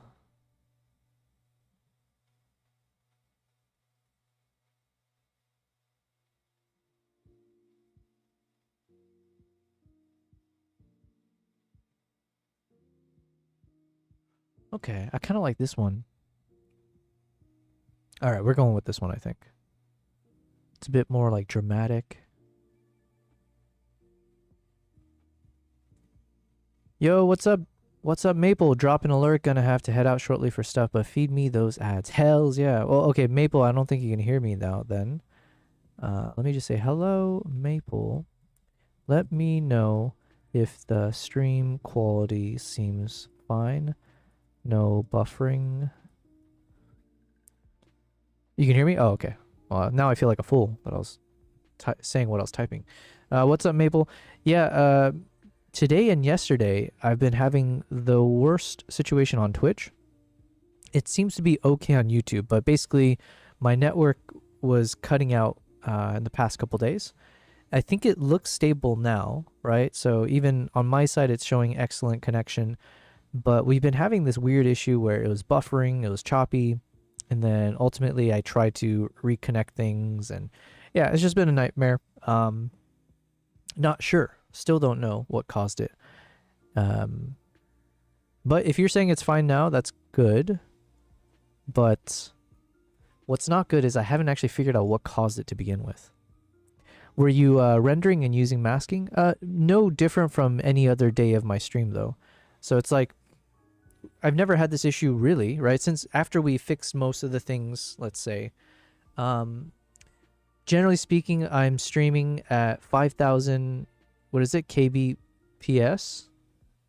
Kilobits? I don't know. 5,000 kilobytes per second.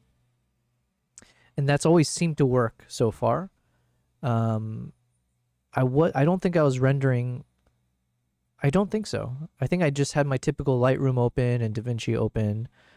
Now the only change I can think of is that I've started using an external. I have a new monitor, right? So I have my teleprompter, the Elgato teleprompter, and that's hooked up to the Mac Studio, and that, you know, I use it now as like an additional screen I can look at while I'm streaming. But I can't imagine, could that like cause issues? I have no idea. Like, could it cause network issues?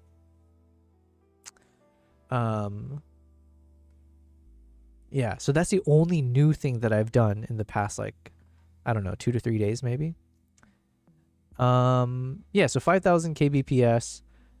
I have added a 3-second stream delay. I included the Twitch disconnection protection thing, but I did that like maybe 4 days ago or something like that. Maple, you said it might have been on Twitch's side. I don't know, but it's not likely the prompter, just using logic. Yeah, I mean, that's what I'm saying. Like, but I've run out, like, I didn't have much logic to begin with, and whatever logic I had, I've exhausted at this point. Yeah, and then I checked my network connection, so my download upload speeds, they seem fine, right? Like they would be at 1 gigabyte per second, or like at least 500 Mbps for my upload speeds. And then I checked Restream, because I use Restream to do my multi-streaming.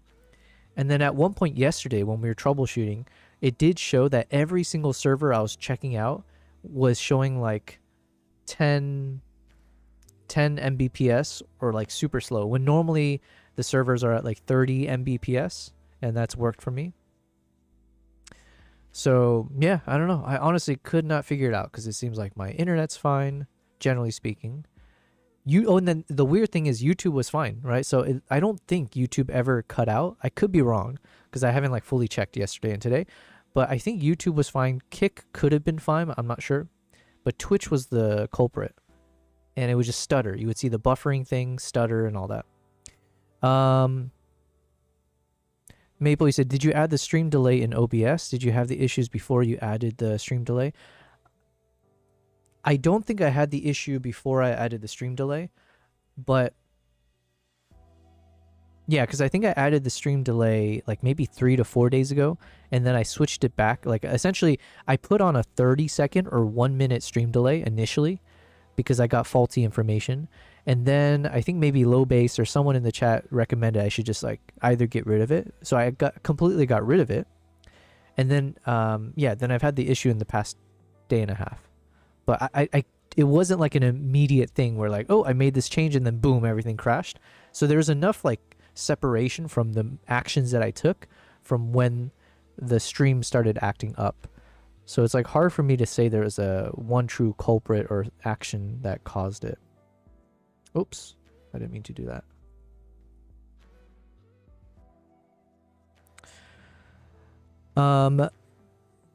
Did you add the stream delay? Did you have the issues before?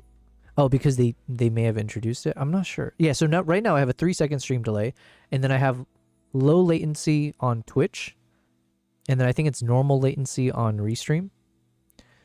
So I don't know how much of a delay there is right now. You said, yeah, that's insane delay. Never do 30 seconds, just low latency mode and no added delay. Okay, yeah, so maybe I will. I don't know why. I think Photo Elite was mentioning I should add a 3-second stream delay on OBS maybe.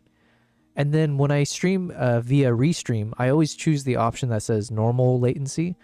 I mean, I could choose the low latency. I don't know, but I just thought normal. It's got normal in the name, so I assume normal is like the default good option to choose. But I'm a pleb, so. Anyways, no need to troubleshoot further with you. Maple, you said you were lurking, so I thanks for going away from your lurk to answer my technical confusions. I appreciate it. You're also restreaming, so you're throwing lots of random variables, unless your computer is showing encoder overloaded. I don't think I ever saw that. Unless it's acting up for days on end, it's probably not on your end. So you got to work backwards, see what's causing it, but it's fine now. Yeah, I'm leaving now, lurking. Yeah, I appreciate it, man. Thank you again. And thanks for the lurk, man. Enjoy your day.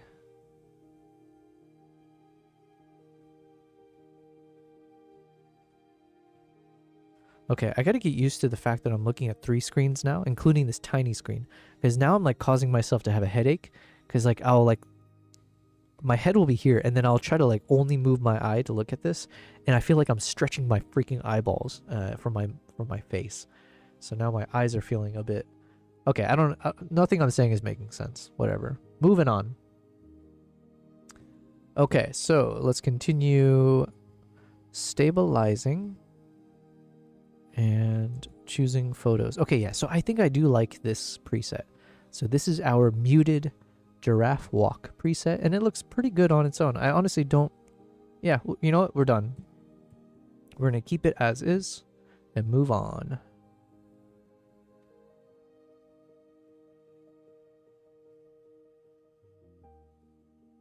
Oh wait, let me see though. Do I need to add? Yeah, let's add the subject and background composition to it, and now we're good.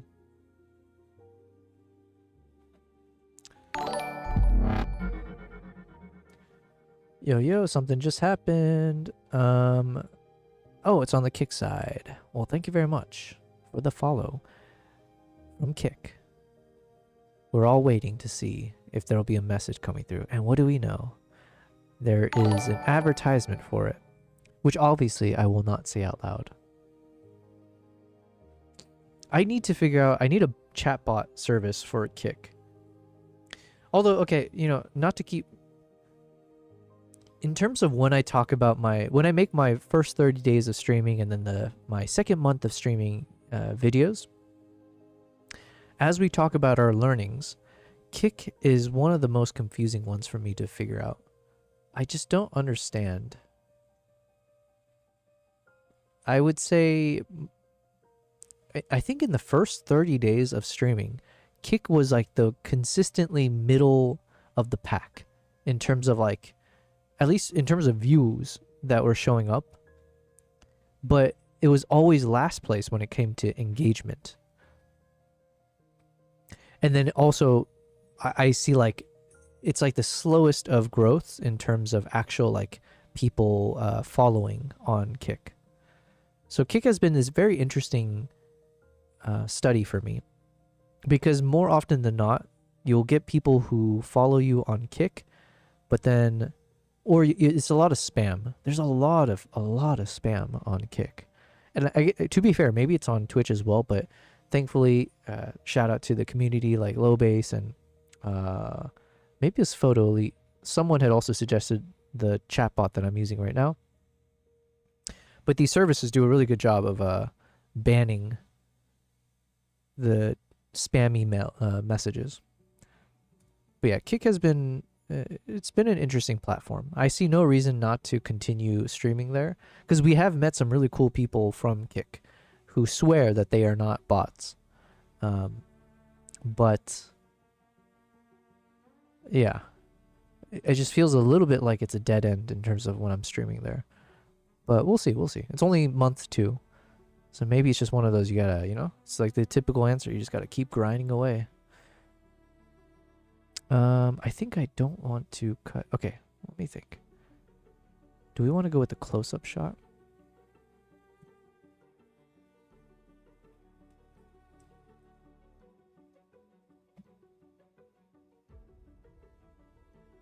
Oh man, I'm giving myself a migraine right now.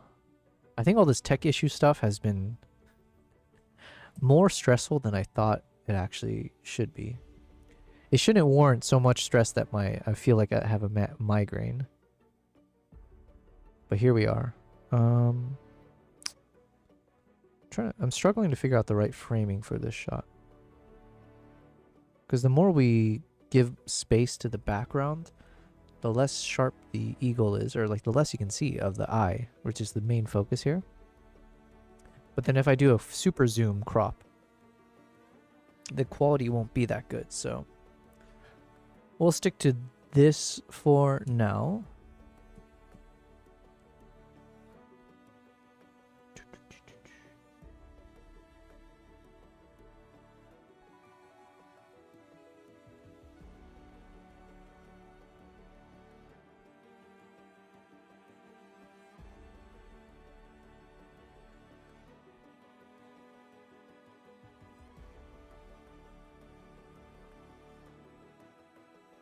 Okay, I need like chill vibes. So let's go with like maybe the cool giraffe. Yeah. Cool giraffe looks okay.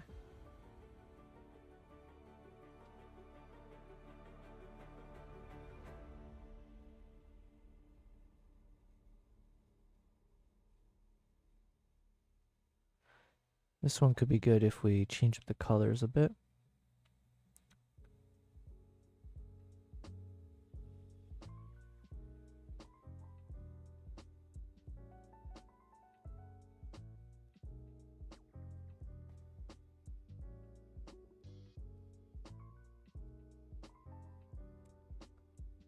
This one's a bit more artistic.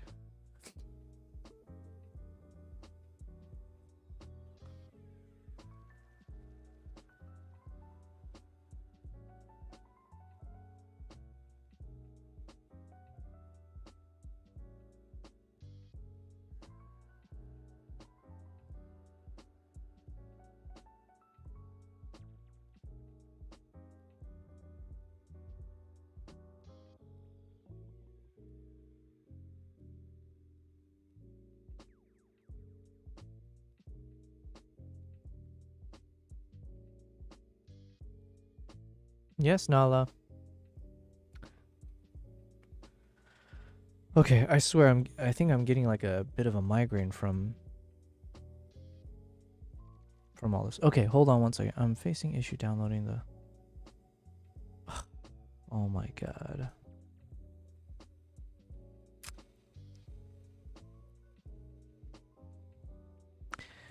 Sorry, I'm just dealing with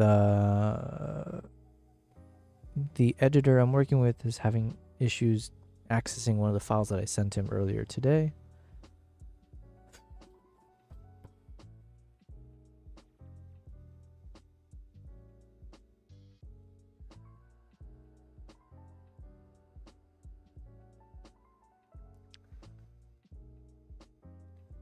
Okay, he's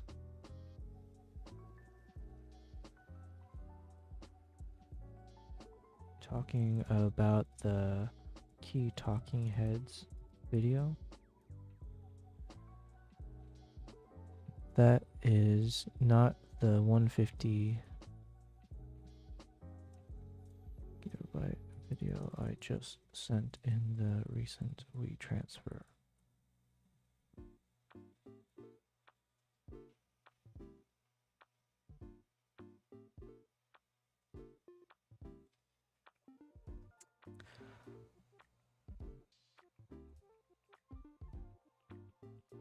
let me ask something.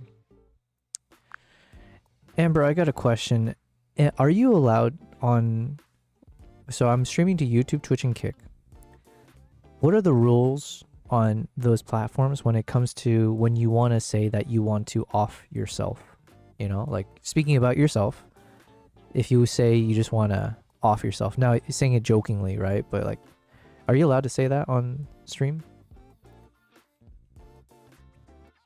So the short version is that all three of those platforms, YouTube, Twitch, and Kick, generally have pretty strict rules about anything that sounds like self-harm, even if you're joking. It's basically a no-go area because they want to keep the community safe and avoid any kind of language that could be taken the wrong way. So it's better to steer clear of saying things like that on stream, just to stay on the safe side. All right, thanks for looking out for me. Absolutely, that's what I'm here for. I just want to make sure you're in the loop on all those little guidelines so your streams can run super smoothly. If anything else comes up, just let me know.